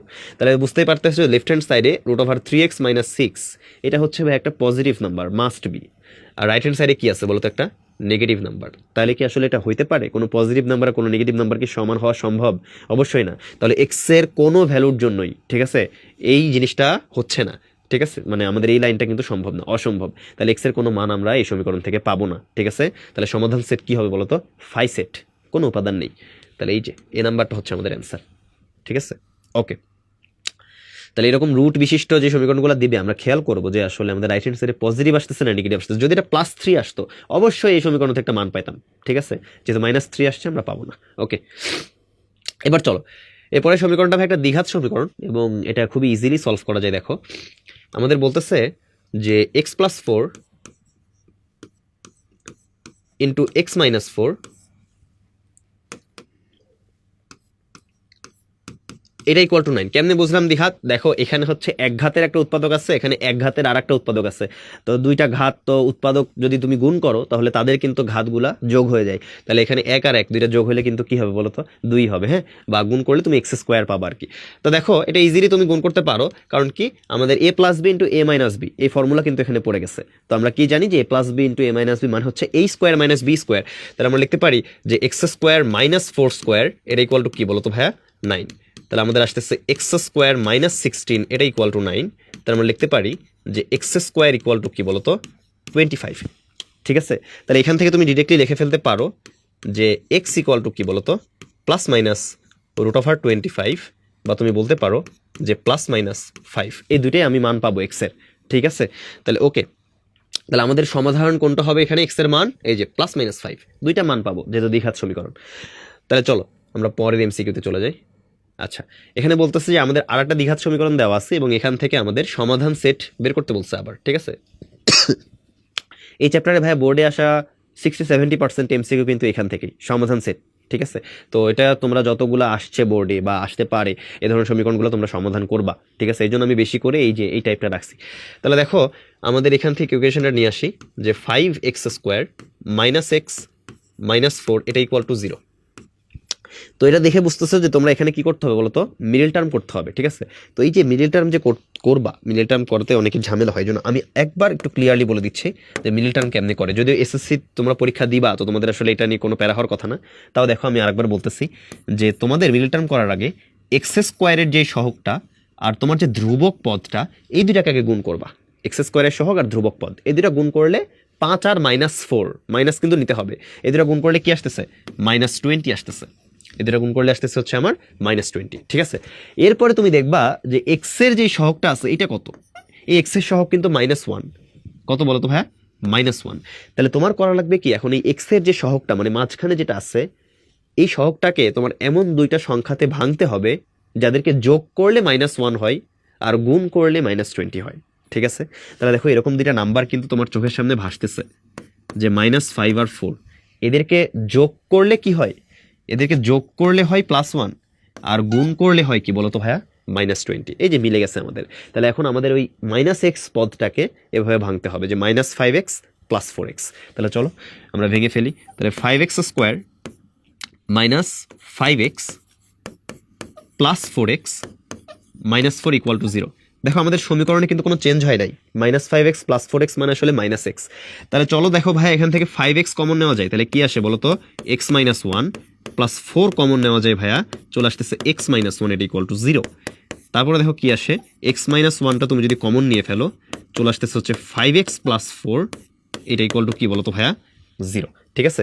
তাহলে দেখো এইখানে কিন্তু এই জায়গায় একটু মানে তোমাদের কনসেপ্টটা ক্লিয়ার করে দিই যে দুইটা উৎপাদক আছে, তাদের গুণফল হচ্ছে 0, ঠিক আছে? তাহলে এখানে হতে পারে কি বলতো, যে হয় এইটা 0, না হয় এটা 0, ঠিক আছে? হয় এটা 0, না হয় কি বলতো এটা 0। তাহলে আমরা এই জন্য এইভাবে লিখি যে x-1 = 0, একটাকে 0 ধরলাম, তাহলে x = কি আসবে বলতো, x = আসবে হচ্ছে 1, ঠিক আছে? তারপরে দেখো এটা হচ্ছে কি 5x + 4 এটা = 0, এটাকে তুমি 0 ধরো, তাহলে দেখো x এর ভ্যালু কি আসতেছে বলতো, -4 / 5, ঠিক আছে? তাহলে এই জায়গায় আমরা বলি যে x এর মান হয় 1 অথবা হচ্ছে -5/4, এটা কিন্তু -4/5, এটা কিন্তু কখনো তুমি বলবা না যে x এর দুইটা মান এটা আছে যে 1 এবং -5/4, এটা কিন্তু না, 1 অথবা -5/4, কারণ 1 হইলে -5/4 হইতে পারবে না, আর -5/4 হইলে 1 হইতে পারবে না। আচ্ছা, এটা কেন, এটা আমি তোমাদের একটু দেখাই, দাঁড়াও, যে আগে আমরা অ্যান্সারটা দেখি কি আসছে, 1 আর -4/5, ঠিক আছে? তাহলে এটা হচ্ছে আমাদের কথায় আছে এই যে -4/5 আর 1, এই নাম্বারটা আমাদের অ্যান্সার। এখন দেখো যেটা বলতেছিলাম, যে এখানে দেখো ভাইয়া, যে সাপোজ তোমাদের এরকম আছে যে x-1 * x-2 এটা = 0। তাহলে এখন এরকম অনেকে বলে যে একটা উৎপাদক 0 হইতে পারে, যে কোনো একটা 0 হবে, নাহলে দুইটাই 0 হবে। এখানে একটা ঝামেলা আছে ভাইয়া, যে ধরো তুমি বললা যে x-1 এটা = 0, তাহলে x = কি বলো তো 1, ঠিক আছে? আচ্ছা, তাহলে তুমি যে ধরলা যে x-1 = 0, তাহলে তুমি এখানে বসায় দাও তো 0 * x-2 এটা = 0, মানে যখন x-1 0 হবে তখন কি হচ্ছে দেখো, যে 0 * x-2 এটা = 0, তাহলে তোমার x-2 কি আসতেছে 0/0। খুবই পরিচিত একটা ফর্ম ম্যাথমেটিক্সে, এটা কিন্তু অনির্ণেয় একটা ফর্ম, মানে অসংজ্ঞায়িতরও একটা স্পেশাল কেস, অনির্ণেয়, এর মান তুমি বের করতে পারো না, অনেকগুলো মান আসে, মানে অসংখ্য, বলতে পারবা না যে কোনটা ভ্যালু হইতে পারে, ঠিক আছে? তাহলে দেখো 0/0 আসতেছে কিন্তু x-2, ঠিক আছে? তাহলে একটা যদি 0 হয়, অন্যটা কিন্তু 0 হচ্ছে না, বুঝতে পারছো? তাহলে দুইটা উৎপাদক একসাথে 0 হইতে পারে না, তাহলে হয় এইটা 0 হবে, না হয় এটা 0 হবে, তাহলে x এর ভ্যালু হয় 1 হবে, আর না হলে -4/5 হবে, ঠিক আছে? তাহলে যখন তোমরা লিখবা তখন এখানে লিখে দিবা হচ্ছে একটা কি বলতো, অথবা লিখবা, যে অথবা এরকম কিছু একটা। কিন্তু সমাধান সেটে তো আমরা যতগুলা পসিবল ভ্যালু সেটা লিখবো, এই জন্য আমরা সেটে কিন্তু এই দুইটা দিয়ে দিছি। এটা মানে এটা না যে এই দুইটাই মান, এটা মানে এটা যে হয় এটা মান, না হয় এটা মান, ঠিক আছে? দুইটার মধ্যে একটা। ওকে, তারপরে চলো এখানে দেখো আরেকটা আছে, যে আমাদের সমীকরণ যেটা বলতেছে যে এখানে এই সমীকরণটা একটু ইজিলি সলভ করা যায়। দেখো যে আমাদের বলতেছে যে y² মাইনাস, দেখো আমাদের f(y) এখানে কিন্তু একটা ফাংশন দেওয়া আছে, ঠিক আছে? y এর একটা ফাংশন, y চলকের একটা ফাংশন, তো y এর মান চেঞ্জ করলে f(y) এর মান চেঞ্জ হবে। তো এখানে দেখো যে y এর কোন মানের জন্য f(y) = 0 হবে, মানে এই যে ফাংশনটার যে পরবর্তী মানে রাইট হ্যান্ড সাইডের রাশিটা, যে y² minus a plus 1/a into y, তারপরে +1, এটা f(y) ছিল, কিন্তু এখানে বলে দিছে যে f(y) = 0, তার মানে তোমাকে সমীকরণ দিয়ে দিল, দ্বিঘাত সমীকরণ। এবার তুমি সলভ করো যে y এর কোন কোন মান আসবে, ঠিক আছে? তো এই কোশ্চেন এভাবে দিছে বলে কেউ ভয় পেও না, এখানে কিন্তু সমীকরণই দিছে, বাট f(y) = 0 পরে বলছে আর কি। ওকে, এটা ফাংশন, পরে এটাকে সমীকরণ বানাইছে। ওকে, এবার দেখো যে এই অঙ্কটা ম্যাথ আসলে কিভাবে সলভ করবো। দেখো ভাই, যে আমাদের y² minus a plus 1/a into y, তারপরে প্লাস এই 1, এটাকে কিন্তু আমরা এভাবে লিখতে পারি। দেখো কিভাবে লিখতে পারবো, a ইন্টু 1/a, এভাবে লিখতে পারবো। কেন এভাবে লিখলাম এটা তুমি একটু পরে বুঝবা, আমি একটু পরে এক্সপ্লেইন করবো, বাট এভাবে লিখলেই তোমার সমীকরণটা খুব জলদি সলভ হয়ে যাবে। তাহলে দেখো কি আসতেছে, যে y² মাইনাস ay, দেখো ভাই এরকম আসবে y² মাইনাস ay, দেন আমাদের আসতেছে মাইনাস 1/a ইন্টু y, তারপরে প্লাস কি বলতো a ইন্টু 1/a, এটা = 0। দেখো আমি কিন্তু y দিয়ে গুণ করে দিছি, y দিয়ে গুণ করে দেওয়ার পরে, আর এই 1টাকে আমি কি লিখছি বলতো, এই a ইন্টু 1/a আমি লিখতে পারি, কারণ a আর a কাটাকাটি যাবে, দিন শেষে 1ই থাকবে। ওকে, এখন দেখো ভাই এখান থেকে কমন যাই হচ্ছে y into y minus a, আর মাইনাস এখান থেকে কমন যায় কি বলতো, এই দুইটা থেকে আমি কমন নিতে পারি -1/a, তাহলে আমাদের আসবে y মাইনাস a। তাহলে দেখো আমাদের কিন্তু যে দুইটা ফ্যাক্টর কমন আসছে, যে দুটো উৎপাদক আসছে, তারা মিলে গেছে। তাহলে এখন এখান থেকে আমি y মাইনাস এটাকে কমন নিতে পারি, তারপরে y মাইনাস 1/a এর = আমাদের 0 আসতেছে, ঠিক আছে? তাহলে আমাদের দুইটা জিনিস দেওয়া আছে, দুইটা উৎপাদক আছে, যে দুইটা উৎপাদক গুণ করলে 0 হচ্ছে। তাহলে আমি আগে বলছিলাম, আবারও বলতেছি, যে হয় এটা 0, না হয় এটা 0, সেখান থেকে দুইটা মান পেয়ে যাব। তাহলে 1 মাইনাস a = তুমি যদি 0 ধরো, তাহলে ভাইয়া y = চলে আসতেছে a, এটা একটা। আর অথবা আমাদের কি বলতো, যে 1 মাইনাস 1/a ইকুয়াল টু 0, এখান থেকে পাচ্ছি কি বলতো যে y ইকুয়াল টু 1/a। ঠিক আছে, তাহলে y এর দুইটা ভ্যালু পাওয়া যাচ্ছে ভাইয়া, একটা হচ্ছে a আর আরেকটা হচ্ছে 1/a। তাহলে চলো আমাদের কোথায় আছে এটা, এই যে a R 1/a eddy number অপশনে আছে এটা। ঠিক আছে, তো এইটা হচ্ছে এভাবে সলভ করা যায়। এখন কথা হচ্ছে এই ম্যাথের জন্য আমি এমসিকিউ এর জন্য একটা ট্রিক্স তোমাদের শিখাই দিই। ঠিক আছে, বা এটা তোমাদের একটু কাজে লাগবে। সেটা হচ্ছে দেখো যে এটার জন্য আমি একটা আলাদা একটা পেজ নিই। দেখো ধরো যে তোমার একটা সমীকরণ আছে, দ্বিঘাত সমীকরণ। অবশ্যই সেই দ্বিঘাত সমীকরণের দুইটা মূল আছে, একটা হচ্ছে a আর একটা হচ্ছে b। তো তুমি সেটা কিভাবে পাও? আমরা কিন্তু এই যে এই উৎপাদক থেকে সেটা পাই যে ভাই এক্স মাইনাস এ এক্স মাইনাস বি এটা ইকুয়াল টু আমাদের 0 থাকে, তখন আমরা এই যে একটাকে 0 ধরলে এক্স ইকুয়াল টু এ পেয়ে যাবো, অথবা আর একটাকে 0 ধরলে এক্স ইকুয়াল টু বি পেয়ে যাবো। ঠিক আছে, তাহলে এখন দেখো এই ফর্মেট থেকে আমি যদি একটু ভেঙে ফেলি এটাকে, দেখো কি আসে, এক্স স্কোয়ার মাইনাস এ এক্স, তারপরে দেখো এরকম আসতেছে minus B x plus A B, খালি গুণ করে দিলাম ভাইয়া। ঠিক আছে, তারপর দেখো কি আসে, এক্স স্কোয়ার, আমি এখানে একটা মাইনাস কমন নিলাম। কমন নেওয়ার পরে আমি যদি এটাকে এভাবে লিখি, দেখো যে A plus B into X plus A B এটা ইকুয়ালস টু 0। আমি কিন্তু এটা লিখতে পারি। কেন লিখতে পারি? কারণ এখানে দেখো আমি কি করছি, মাইনাস এক্স এটাকে কমন নিছি, তাহলে কি হয়ে গেছে বলো তো, মাঝখানে চলে আসছে এ প্লাস বি। তাহলে দেখো তোমরা কি একটা জিনিস খেয়াল করছো যে এই যে সমীকরণটা, এই সমীকরণে আমরা মূল ধরছিলাম কি কি বলতো, এ আর বি, এই দুইটা ছিল আমাদের এই সমীকরণের মূল। এই সমীকরণের মূলটা ধরেই আমরা সমীকরণটাকে এক্সপ্যান্ড করতেছি। দিন শেষে আমরা একটা আদর্শ ফর্মে চলে আসলাম। দেখো যে এক্স স্কোয়ারের সহগটা 1, আচ্ছা এক্স স্কোয়ারের সহগটা এখানে 1 আছে, এবং দেখো এক্স এর সহগে কি আছে, মাইনাসের পরে এখানে কি আছে দেখো তো, এটা হচ্ছে কি বলতো, মূলদ্বয়ের যোগফল। খেয়াল করছো কি, এ প্লাস বি কিন্তু এটা, তাহলে এটা আসলে কি, এটা হচ্ছে মূলদ্বয়ের যোগফল। আর দেখো এখানে কি আছে, এটা কিন্তু আমাদের হয়ে গেছে কি বলতো, মূলদ্বয়ের গুণফল। এ আর বি, যেহেতু আমাদের মূল দুইটা ছিল এ আর বি, তাহলে তারা গুণ করলে এটা তো আমাদের মূলদ্বয়ের গুণফল এ বি। আর দেখো এক্স এর সাথে কে আছে, মূলদ্বয়ের যোগফল আছে। ঠিক আছে, তাহলে আমাদের দ্বিঘাত সমীকরণগুলোকে যদি আমরা এভাবে চিহ্নিত করতে পারি যে এক্স স্কোয়ার মাইনাস কোনো দুইটা জিনিসের যোগফল ইন্টু এক্স প্লাস আবার ওই দুইটা জিনিসের গুণফল, তাহলে আমরা সেখান থেকে ডিরেক্টলি আসলে আমাদের মূলগুলোকে বলতে পারি যে এ আর বি, বা এখান থেকে মূল বলা যাবে। তো দেখো যে আমরা আসলে একটা এক্সাম্পল দিই, তাহলে তোমরা বুঝতে পারবা যে x square minus 5x plus 6 equal to 0 আমাদের খুবই পরিচিত একটা সমীকরণ, আমরা মিডিল টার্ম দিয়ে এটা সলভ করি। কিন্তু দেখো ভাই এটাকে এই ফর্মেট বানানো যায় যে x square minus 2 plus 3 into X plus হচ্ছে 2 ইন্টু 3 এটা ইকুয়াল টু 0। দেখো আমরা কিভাবে এটাকে প্রকাশ করলাম হচ্ছে এক্স স্কোয়ার মাইনাস দুইটা জিনিসের যোগফল 2 প্লাস 3 প্লাস সেই দুইটা জিনিসের গুণফল 2 ইন্টু 3। তাহলে অবশ্যই আমরা বলে ফেলতে পারি যেখানে এক্স এর ভ্যালু 2 আর 3, আমাদের আর কোনো ক্যালকুলেশন করার দরকার নেই। ঠিক আছে, যদি আমরা এই সমীকরণটাকে এইভাবে প্রকাশ করতে পারি, কমন নেওয়ার পরে তাই আসবে। ওকে, তাহলে এখন এই ম্যাথটা যেটা করছিলাম একটু আগে, সেটাকে কিন্তু আমরা এভাবে প্রকাশ করতে পারছিলাম। দেখো ভাইয়া এই যে এটাকে আমরা কিভাবে প্রকাশ করতে পারছিলাম, যে আমাদের দেওয়াই ছিল ওয়াই স্কোয়ার মাইনাস এ প্লাস 1/a ইন্টু ওয়াই, তারপরে প্লাস এই যে 1টা এটাকে কি লিখছিলাম, a ইন্টু 1/a, এটা ইকুয়াল টু ভাইয়া 0। তাহলে দেখো তুমি বুঝতেইছো যে এখানে তোমার চলক তো আসলে ওয়াই, তাহলে ওয়াই স্কোয়ার মাইনাস দুইটা জিনিসের যোগফল এ আর 1/a, পরবর্তীতে আছে সেই দুইটা জিনিসের গুণফল এ আর 1/a। তাহলে অবশ্যই এক্স এর কোন কোন ভ্যালু আসবে বলো, এ আর 1/a। এই ধরনের সমীকরণ তুমি কিন্তু দেখলেই অ্যান্সার করতে পারবা। ঠিক আছে, ওকে, আশা করি তোমরা বুঝছো এটা। ওকে, তাহলে চলো আমরা আমাদের পরের সমীকরণ মানে এমসিকিউতে যাই। যে আমাদের আর একটা সমীকরণ বলা হয়েছে এখানে যে 3 plus 2x square plus x equal to 0, এই সমীকরণটাকে তুমি যদি এই আদর্শ সমীকরণের সাথে মিলাও, এটা কিন্তু দ্বিঘাত সমীকরণের আদর্শ ফর্ম।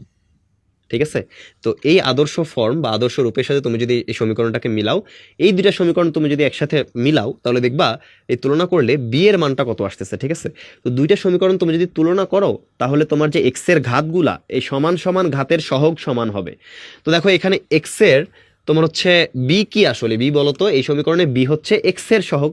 এখন ওই সমীকরণে এক্স এর সহগ কত, প্লাস এক্স আছে, তাহলে এক্স এর সহগ কত, এক্স এর সহগ কিন্তু আমরা এখান থেকে বের করতে পারি, কত আসবে বলতো, 1। তাহলে ওই সমীকরণ এই সমীকরণ তুলনা করলে দুইটা এক্স এর সহগ, একটা হচ্ছে বি আর একটা হচ্ছে 1, তাহলে এই দুইটা ভাইয়া কি হবে বলতো, ইকুয়াল হবে। তাহলে বি ইকুয়াল টু কি আসবে আমাদের, 1 আসবে। আবার যদি তোমাকে যদি এ তুলনা করতে বলতো, তাহলে এ ইকুয়াল টু কি আসতো বলতো, 2 আসতো, কারণ এক্স স্কোয়ারের সহগ একটা হচ্ছে এ আর একটা হচ্ছে 2।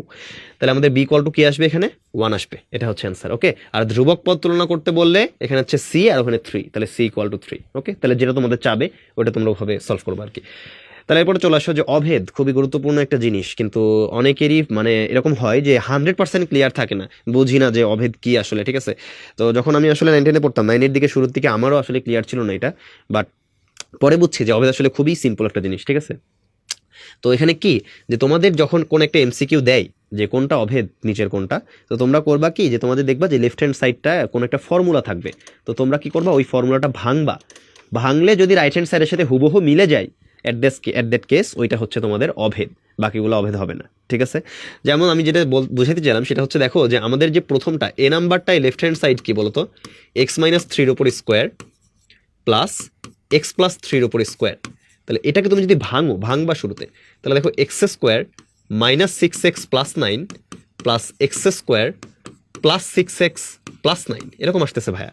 তো এরকম আসার পরে দেখো কি আসে, যেখানকার মাইনাস 6x আর হচ্ছে প্লাস 6x এই দুজন চলে যাচ্ছে, চলে গেলে দেখো এখানে লিখতে পারি আমরা যে 2x স্কোয়ার, কারণ দুইটা এক্স স্কোয়ার আছে, প্লাস 2 ইন্টু 9 কারণ আমাদের দুইটা 9 আছে, তাহলে আমি 2টাকে কমন নিতে পারি, আমাদের চলে আসতেছে x square plus 9।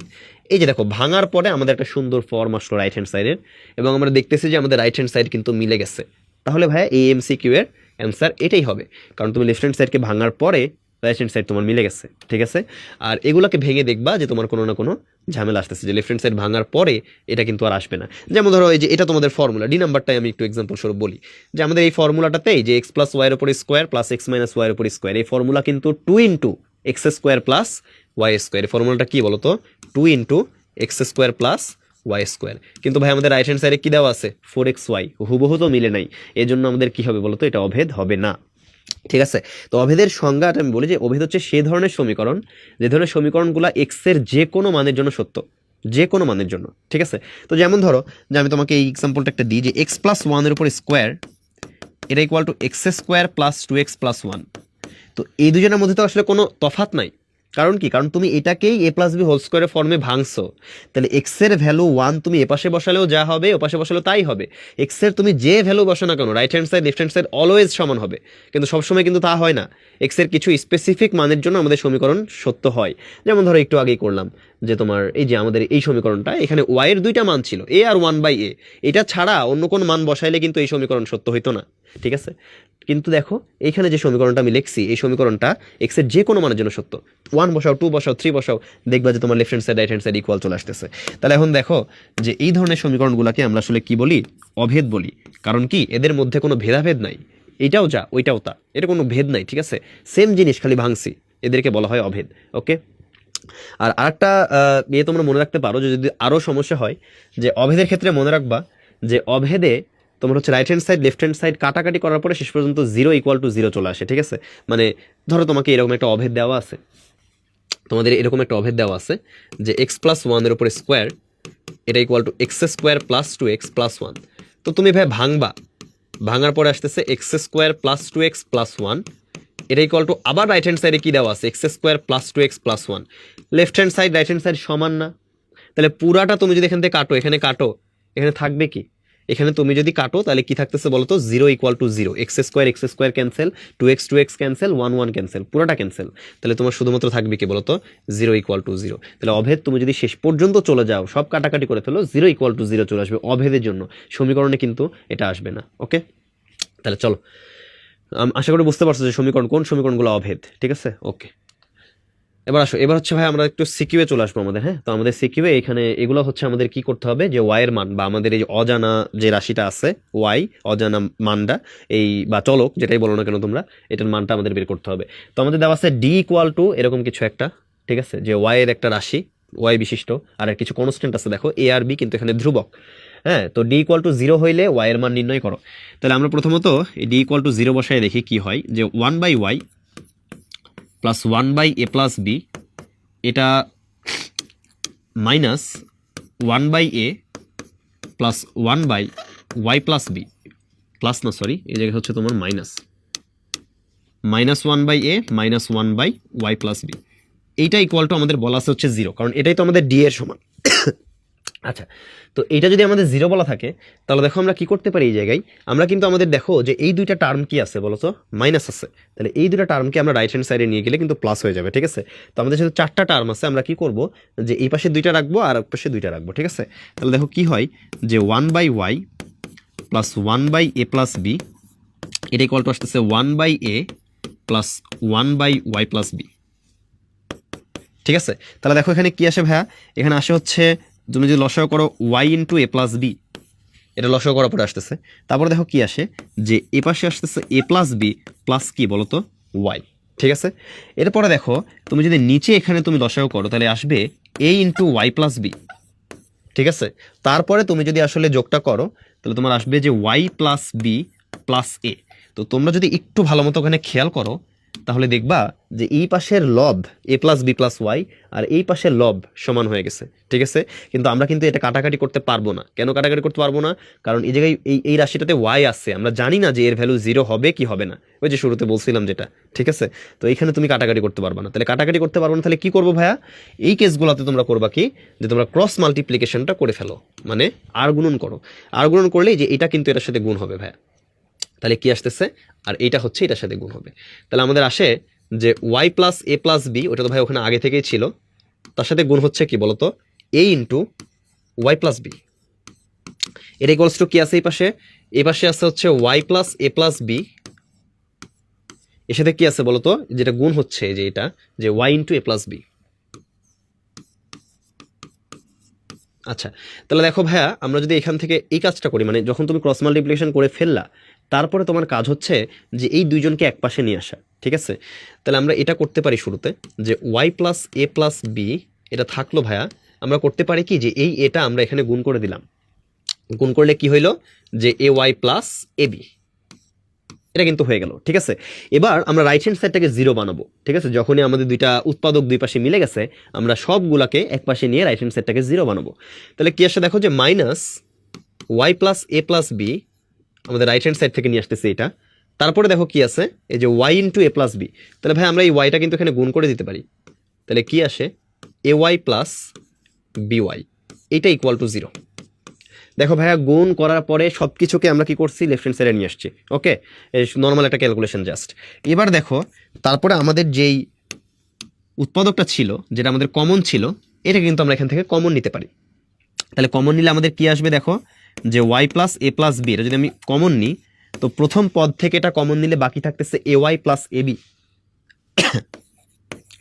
A Y plus A B, ঠিক আছে। এটা হচ্ছে প্রথম পদ থেকে থাকতেছে, আর মাঝখানে কি আছে মাইনাস আছে।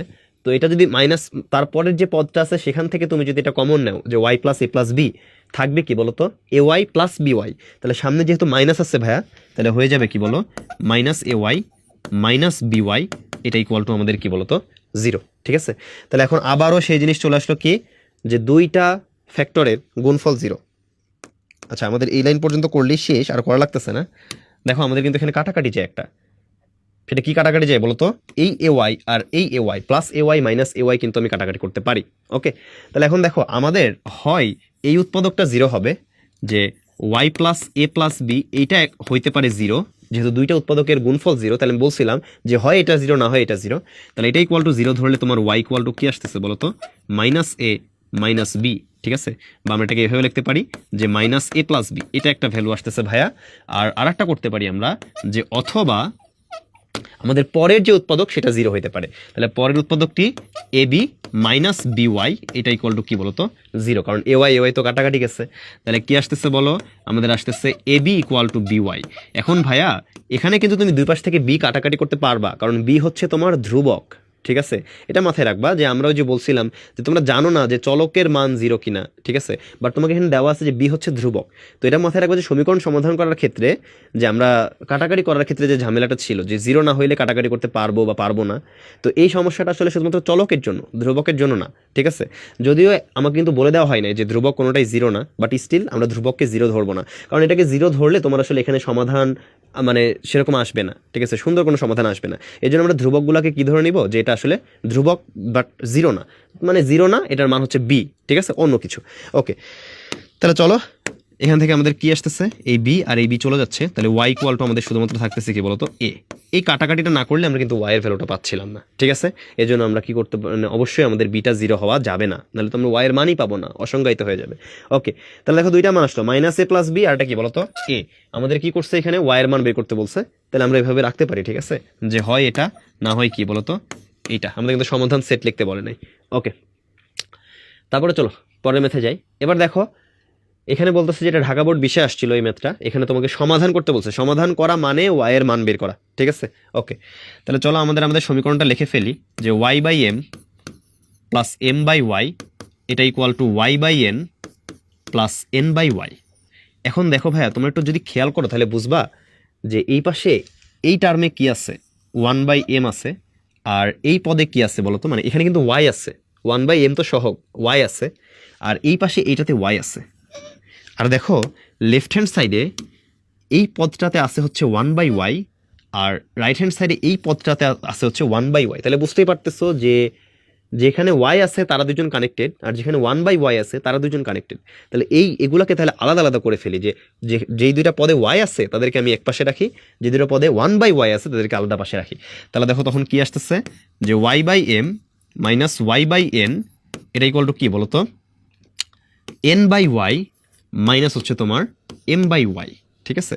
তাহলে দেখো ভাই এখান থেকে আমি y কিন্তু কমন নিতে পারি, কমন নিলে আসবে 1/m মাইনাস 1/n, এটা ইকুয়াল টু এখান থেকে আমি 1/y কমন নিতে পারি, কারণ এখানে কিন্তু দুইটা পদে 1/y আছে। তারপরে কি আসে বলতো n মাইনাস m, ঠিক আছে ভাইয়া। তাহলে এখন দেখো y, এখানে তুমি যদি লসাগু করো কি আসবে বলতো mn আসতেছে লসাগু, দেন আমি লিখতে পারি যে n মাইনাস m, ঠিক আছে। এটা কিন্তু গুণ, এটা ইকুয়াল টু কি বলতো যে 1/y ইন্টু কি বলতো যে n মাইনাস m।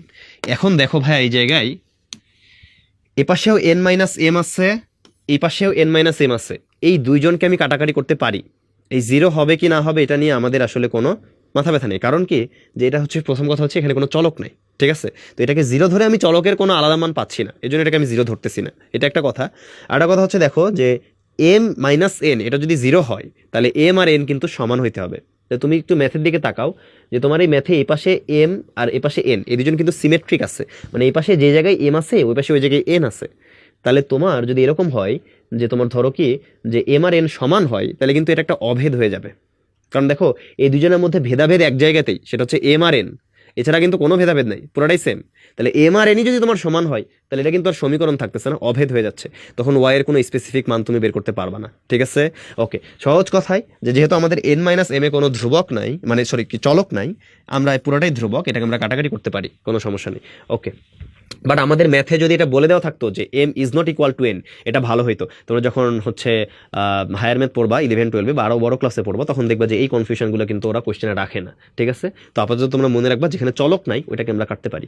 ওকে, তারপর দেখো কি আসতেছে ভাইয়া, কাটাকাটি করার পরে আসে যে y ডিভাইডেড বাই mn এটা ইকুয়াল টু 1/y। তাহলে কি আসে আমাদের বলো, যে y square equal to mn, আমরা যদি আর গুণনটা করে ফেলি তাহলে এই যে এখন তো সিম্পল, স্কোয়ার যদি ওপাশে চলে যায় একটা প্লাস মাইনাস অবশ্যই আসবে, বলছি স্কোয়ার থাকলে অবশ্যই প্লাস মাইনাস আসবে, আর রুট ওভার কি বলতো mn। তাহলে আমাদের y এর কিন্তু দুইটা মান আমরা পাইলাম, তাহলে y ইকুয়াল টু আসতেছে প্লাস, আচ্ছা প্লাস এটা তুমি দেও আর না দেও একই কথা, আমরা ফর্মালি আসলে প্লাসটাকে লিখি না, প্লাস mn, আর মাইনাস হচ্ছে রুট ওভার কি বলতো mn, এই দুইটা ভ্যালু তুমি পাবা y এর, এটা অ্যান্সার। আমাদের কিন্তু সমাধান করতে বলছে, সমাধান সেট কিন্তু বের করতে বলে না, এটা খেয়াল রাখবা। ওকে, এবার দেখো এখানে বলছে যে সমাধান সেট বের করো, হ্যাঁ, যে এই সমীকরণ থেকে কি বের করতে বলছে বলতো, সমাধান সেট বের করতে বলছে। তাহলে চলো আমরা একটু সমাধান করি। আমাদের সমীকরণটা দেওয়া আছে এক্স ইন্টু এক্স মাইনাস এ এটা ইকুয়াল টু হচ্ছে এক্স মাইনাস এ, ঠিক আছে, এই সমীকরণ। এখন তোমাকে আমি বারবার বলতেছি যদি লেফট হ্যান্ড সাইড আর রাইট হ্যান্ড সাইড দুই পাশেই যদি হচ্ছে কি হয় একই উৎপাদক থাকে, তখন আমরা চেষ্টা করব যে সবগুলাকে মানে রাইট হ্যান্ড সাইডটাকে 0 বানানো, রাইট হ্যান্ড সাইডে যা আছে ওইটাকে এই পাশে নিয়ে চলে আসো। তাহলে দেখো কি হচ্ছে যে x into x minus A minus x minus এ, তো এটা এনে আমার লাভ কি হইলো, আমার লাভ হইলো যে আমি এখান থেকে এখন তো এক্স মাইনাস এটাকে কমন নিতে পারবো, ঠিক আছে। তাহলে আমি কি করতে পারি বলতো, যে এক্স মাইনাস এটাকে কমন নিতে পারি, কমন নিলে দেখবা আসবে এক্স মাইনাস 1 এটা ইকুয়াল টু 0। তাহলে এখন দেখো কি আসবে আমাদের, যে একটাকে আমি 0 ধরতে পারি, x minus A equal to 0, তাহলে এক্স ইকুয়াল টু আমার কি আসবে বলতো এ আসবে, এটা একটা ভ্যালু, অথবা এক্স মাইনাস 1 ইকুয়াল টু 0, তাহলে আমাদের এক্স এর ভ্যালু কি আসতেছে বলতো ভাইয়া এক্স এর ভ্যালু আসতেছে 1। তাহলে এক্স এর কিন্তু দুইটা মান পসিবল, একটা এ আর একটা হচ্ছে 1, কিন্তু দুইটা একসাথে পসিবল না। হ্যাঁ, তাহলে আমাদের সমাধান সেট এস ইকুয়াল টু কি আসবে, তোমরা এভাবে লিখবা যে অতএব সমাধান set S equal to, set যখনই লিখতেছি আমরা কিভাবে লিখবো, এ আর হচ্ছে 1, ঠিক আছে, বা 1A যেটা তুমি প্রিফার করো, আগে পরে কোনো ম্যাটার করে না সেটের ক্ষেত্রে। হ্যাঁ, ওকে, তাহলে এস হচ্ছে তোমার হচ্ছে এ আর 1। হ্যাঁ, এখন কথা হচ্ছে যে এরকম অনেকে জিজ্ঞেস করতে পারো যে ভাইয়া আপনি যে এমসিকিউ এর জন্য শিখাইছেন যে এখানে তো এক্স মাইনাসে আছে, কাটাকাটি আমি করতে পারি, কিন্তু আমি তাহলে এক্স মাইনাস এটাকে 0 ধরার পরে একটা বের করলাম, তারপরে কাটাকাটি করে দিয়ে এক্স ইকুয়াল টু 1 পেয়ে গেলাম, ওইটা ভাই এমসিকিউ এর জন্য করতে পারবা। এরকমই ম্যাথ আমি এমসিকিউ তো করাইছি কাটাকাটি করে, ঠিক আছে, তো ওইটা এমসিকিউ এর জন্যই, কিন্তু সিকিউ হলে এভাবে তোমাকে কমন নিয়ে করতে হবে। ওকে, আচ্ছা, এবার চলো এর পরের ম্যাথটা দেখো। তো এটা হচ্ছে তোমার এখনো বোর্ডে আসে নাই, বাট এটা হচ্ছে তোমার হচ্ছে একটু ইম্পর্টেন্ট, ঠিক আছে, যে এই ম্যাথটা আমাদের বোর্ডে দিতে পারে। হ্যাঁ, তাহলে এখন দেখো যে এই জন্য আমি এই ম্যাথটা রাখছি। তাহলে চলো আমাদের এই ম্যাথে একটু, এটা মানে অনেক ফেমাস একটা ম্যাথ তোমাদের বইয়ের, তো এটা হচ্ছে তুমি অনেকভাবে সমাধান করতে পারো চাইলে, বাট বেস্ট পসিবল ওয়ে যেটা, এটা আমি তোমাদের দেখাচ্ছি, যে এটা তো করলে তোমাদের সময় অনেক কম লাগবে। হ্যাঁ,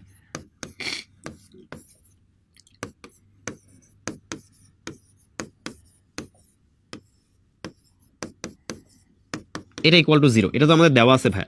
এখন আমরা এই জায়গায় একটু মানে কিছু জিনিস অ্যাড করব, ঠিক আছে, মানে এক্সট্রা কিছু জিনিস নিয়ে চলে আসবো। হ্যাঁ, তাহলে এখন দেখো কি আসতেছে, যে X minus A divided by B, এই জায়গায় যদি ভাই আমরা আকাশ থেকে পদ্ধতিতে একটা +1 নিয়ে আসি, তারপরে দেখো যে plus X minus B divided by A, আবার আকাশ থেকে পদ্ধতিতে একটা প্লাস মাইনাস নিয়ে আসলাম, +1 আসলাম, তাহলে দেখো এখানে একটা +1 আনছি, এখানে একটা +1 আনছি, ঠিক আছে। তাহলে দেখো তো ভাইয়া যে দুইটা যেহেতু +1 আনছি, তাহলে আমাদের কি নিতে হবে বলো তো, আমাদের কিন্তু একটা লাস্টে কি নিতে হবে, -2 নিতে হবে, না হলে তো আমাদের সমীকরণটা ঠিক থাকবে না।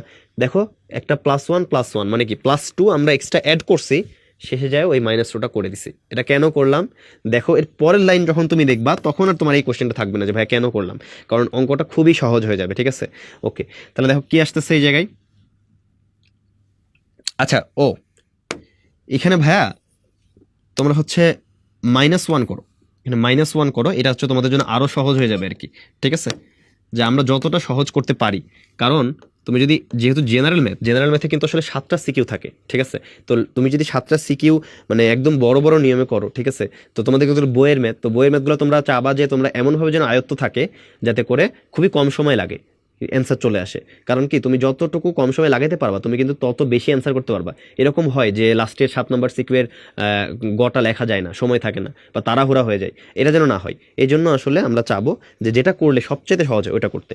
তাহলে কি করবো ভাই, দেখো যে আকাশ থেকে পদ্ধতিতে -1 নিয়ে আসলাম, এই জন্য একটা +2 কিন্তু লাস্টে দিতে হয়েছে। ওকে, এবার দেখো কি হবে, এবার তুমি যদি এখানে একটা এলসিএম করো, এই দুইটাকে নিয়ে, প্রথম দুইটাকে নিয়ে তুমি যদি এলসিএম করো, তাহলে কি আসতেছে দেখো, নিচে বি আসে, বি আসার পরে x minus A minus B, এটা কিন্তু তোমাদের লবে আসতেছে, ঠিক আছে। এরপরে ভাইয়া এর পরের দুইটাকে তুমি নাও, এর পরের দুইটাকে তুমি কনসিডার করো, এর পরের দুইটাকে কনসিডার করলে তোমার লসাগু আসতেছে এ, তাহলে কি আসে বলো, এক্স মাইনাস বি, আবার কি বলতো মাইনাস এ। আচ্ছা, এবার দেখো ভাইয়া তারপরে তুমি যদি এই দুইটাকে কনসিডার করো, এই লাস্টের দুইটাকে, তাহলে দেখবা আসতেছে এ প্লাস বি, তারপরে কি আসে যে আমাদের x minus 3a minus 3b, plus দেখো এই এ প্লাস বি কিন্তু 2 এর সাথে মাল্টিপ্লাই হয়ে যাবে, তাহলে কি আসতেছে 2a প্লাস 2b, এটা ইকুয়াল টু কি বলতো 0 চলে আসতেছে, ঠিক আছে। তাহলে এখন দেখো ভাইয়া যে এইটা করার পরে আমাদের আসলে সুবিধাটা কি হইলো, এটা তো আমরা দেখে ফেলি। দেখো আমাদের ম্যাথটা এখন এরকম হয়ে গেছে যে আমরা দেখো যে X minus A minus B divided by হচ্ছে বি, তারপরে plus X minus B minus A divided by হচ্ছে এ, ঠিক আছে, তারপরে প্লাস কি বলতো, এখন দেখো যে এইখানে দেখাচ্ছে যে এক্স -3a প্লাস 2a, এটা কি হবে মাইনাস এ হবে, আবার দেখো এই -3b আর প্লাস 2b কি হবে মাইনাস বি হবে, তাহলে আমরা কি লিখতে পারি যে আবারও কিন্তু কি চলে আসছে x minus A B minus এ, আর নিচে কি চলে আসছে ভাইয়া এ প্লাস বি। দেখো নর্মালি খালি ক্যালকুলেশন করছি, এই হরটা কিন্তু আমাদের কি হয়ে যাচ্ছে বলতো এক্স মাইনাস এ, মানে তোমাদের এই যে এইটা, এই হরটা মানে এই লবটা আমাদের কি হয়ে যাচ্ছে যে এক্স মাইনাস বি মাইনাস এ, ঠিক আছে। তারপর আমাদের কিন্তু 3টা ভগ্নাংশ এরকম হয়ে গেছে, হওয়ার পরে দেখো যে আমাদের এই পাশেও মানে প্রথম ভগ্নাংশে যে লব, পরেরটাতেও সেই লব, তারপরেরটাতেও কিন্তু সেই লব, এখান থেকে আমরা কি করতে পারি এই লবগুলাকে কমন নিতে পারি, যে X minus A minus B এটা কমন নিয়ে ফেললাম, কমনলি দেখো বাকি কি থাকতেছে, 1/b plus 1/a plus 1/a plus b, এটা ইকুয়াল টু 0। ঠিক আছে, তাহলে এখন দেখো ভাইয়া যে তোমাদের এইটা আর এইটা, এই দুইটা উৎপাদক বা এই দুইটা রাশির গুণফল হচ্ছে 0, কিন্তু দেখো এই রাশিতে কিন্তু কোনো চলক নাই, এই রাশিতে কিন্তু কোনো চলক নাই, তাহলে অবশ্যই এটা কি হইতে পারবে না, 0 হইতে পারবে না। ঠিক আছে, আমি বলছি চলকবিহীন রাশি তুমি ধরবা যেটা 0 হইতে পারবে না, যদিও তোমার কোয়েশ্চেনে ক্লিয়ার করে দেওয়া নাই, বাট তাও এটা কি হবে বলতো, 0 হইতে পারবে না স্টিল। হ্যাঁ, কারণ এটা 0 হইলে তোমার চলকের মানই অসংজ্ঞায়িত হয়ে যাবে। তাহলে এটা যদি 0 হইতে না পারে, তাহলে আমি কি এই জিনিসটাকে 0 দিয়ে ডিভাইড করে দিতে পারি না? মানে আমি এইটাকে হচ্ছে 0-র নিচে নিয়ে চলে আসলাম, যেহেতু এটা এখানে গুণ আকারে আছে, রাইট হ্যান্ড সাইডে গেলে কিন্তু ভাগ হবে, 0 divided by 1/a 1/b plus 1/a plus b, তাহলে কিন্তু ওইটা দিন শেষে 0ই হবে। ঠিক আছে, তাহলে এটা যদি 0 না আমরা ভাগ করে পাশে পাঠিয়ে দিতে পারি, তাহলে শুধুমাত্র থাকতেছে x minus a minus b, এটা ইকুয়াল টু কি বলতো, 0। তাহলে x এর ভ্যালু আমরা পাচ্ছি কি বলতো, a প্লাস b। এটাই কিন্তু ভাই আমাদের অ্যান্সার। আমাদের কিন্তু সমাধান করতে বলছে, সমাধান সেট বের করতে বলে না, এটা কিন্তু বারবার বলতেছে, খেয়াল রাখবা, কারণ তুমি যদি সমাধান করে সেট না লেখো, তোমার কিন্তু মানে অর্ধেক মার্কও কেটে যেতে পারে, এরকম হতে পারে। হ্যাঁ, তো দেখবা যে সমাধান সেট বের করতে বলছে না, শুধু সমাধান করতে বলছে। তাহলে দেখো এটা বুঝছো কিনা যে এইখানে যেহেতু এই রাশিটাতে কোনো ধ্রুবক পদ ছিল না, এই জন্য এইটা 0 হইতে পারবে না, তাহলে অবশ্যই এইটা 0 হবে। ঠিক আছে, এই জন্য এটা ডিভাইড করে দিচ্ছি, বা এটা লেখার আর দরকারই নেই। ওকে, তাহলে চলো এর পরের মেথে আমরা যাই, যে এখানে হচ্ছে আমাদের একটা বলছে যে একটা সমীকরণ দেওয়া আছে এবং এখান থেকে সমাধান সেটটা বের করতে হবে। হ্যাঁ, তো চলো আমাদের সমীকরণটা হচ্ছে এরকম যে x minus two divided by x plus two এর ইকুয়ালস টু কি, এটার পরে কি আছে দেখো তো ভাইয়া, এটা আছে হচ্ছে plus 6 into x minus two আর ডিভাইডেড বাই হচ্ছে এক্স মাইনাস 6 এর ইকুয়াল টু 1। তাহলে এই ম্যাথে আমরা করবো কি, এই ম্যাথে আমরা দেখো এখানে আছে হচ্ছে এক্স মাইনাস টু আর নিচে কি বলতো এক্স প্লাস টু। ঠিক আছে, এই জন্য এইটাকে আমরা হচ্ছে এই পাশে 1-এর পরে মাইনাস আকারে লিখবো। মাইনাস আকারে লিখলে আমাদের কি হবে, যে আমাদের লবটা এক্স ফ্রি হয়ে যাবে, মানে লবে আর এক্স থাকবে না। ঠিক আছে, তাহলে দেখো কিভাবে লবে আর এক্স থাকতেছে না, যে এক্স ইন্টু এক্স মানে 6 into x minus two divided by x minus 6, এই পরের যে ভগ্নাংশ এটাকে সেম রাখি, এর ইকুয়াল টু লিখতেছি 1 minus x minus two divided by x plus two, মানে ওই ভগ্নাংশটাকে আমরা প্রথম ভগ্নাংশটাকে আমি রাইট হ্যান্ড সাইডে নিয়ে চলে গেলাম। তাহলে দেখো কি আসে, যে 6 into x minus two divided by x minus 6 এটা ইকুয়াল টু কি আসতেছে বলতো, এখন এই এক্স প্লাস টুটা কিন্তু কি হয়ে যাবে আমাদের, লসাগু হয়ে যাবে। লসাগু হওয়ার পরে নিচে যেহেতু আসলে কিছু না, এটা পূর্ণ সংখ্যা, মানে নিচে 1 আছে, তখন আমরা কি করি যে এই লসাগু দিয়ে এটাকে ডিরেক্টলি মাল্টিপ্লাই করে দিই।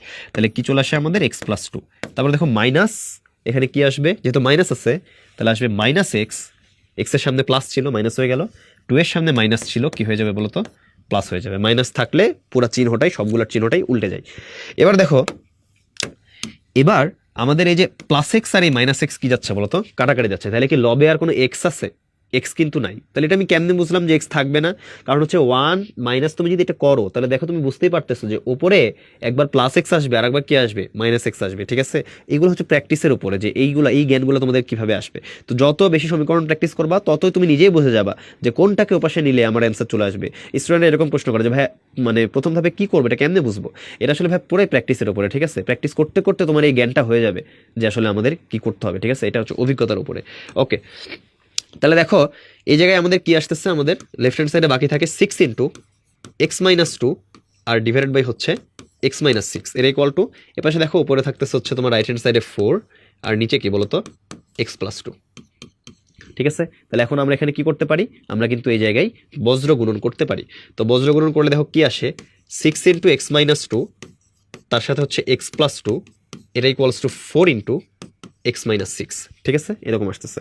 এবার দেখো যে আমাদের এই 6টা 6-এর মতো থাক, এখানে দেখো এ প্লাস বি ইন্টু এ মাইনাস বি, এই ফর্মুলা কিন্তু আমাদের পড়ে গেছে। এটা কিসের ফর্মুলা, এটা ওই যে এ স্কোয়ার মাইনাস বি স্কোয়ারের ফর্মুলা।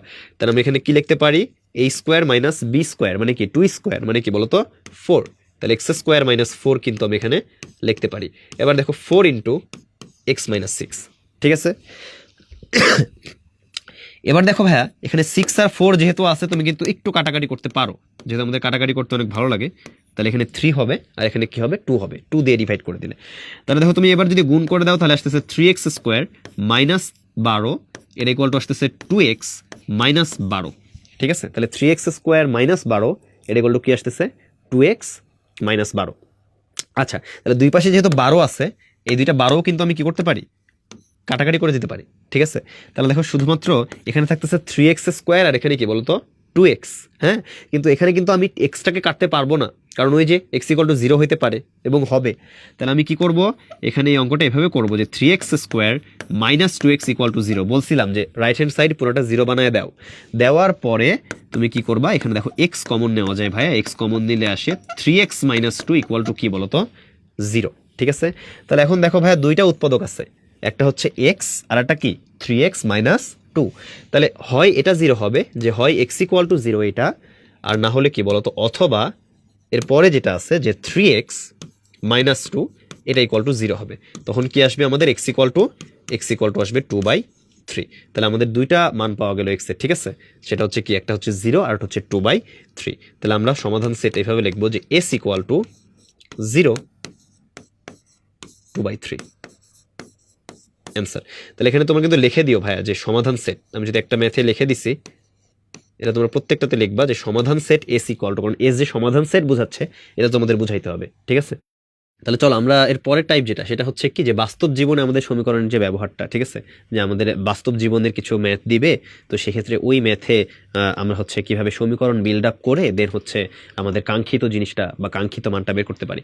যেমন ধর এখানে বলতেছে যে এখানে হচ্ছে এটা হচ্ছে একটা মুনাফার ম্যাথ, এটা খুবই সিম্পল। দেখো এখানে বলছে যে কামালউদ্দিন 5% হার সরল মুনাফায় 5 বছরের জন্য এই 5,000 টাকা এবি ব্যাংকে জমা রাখছে, ঠিক আছে?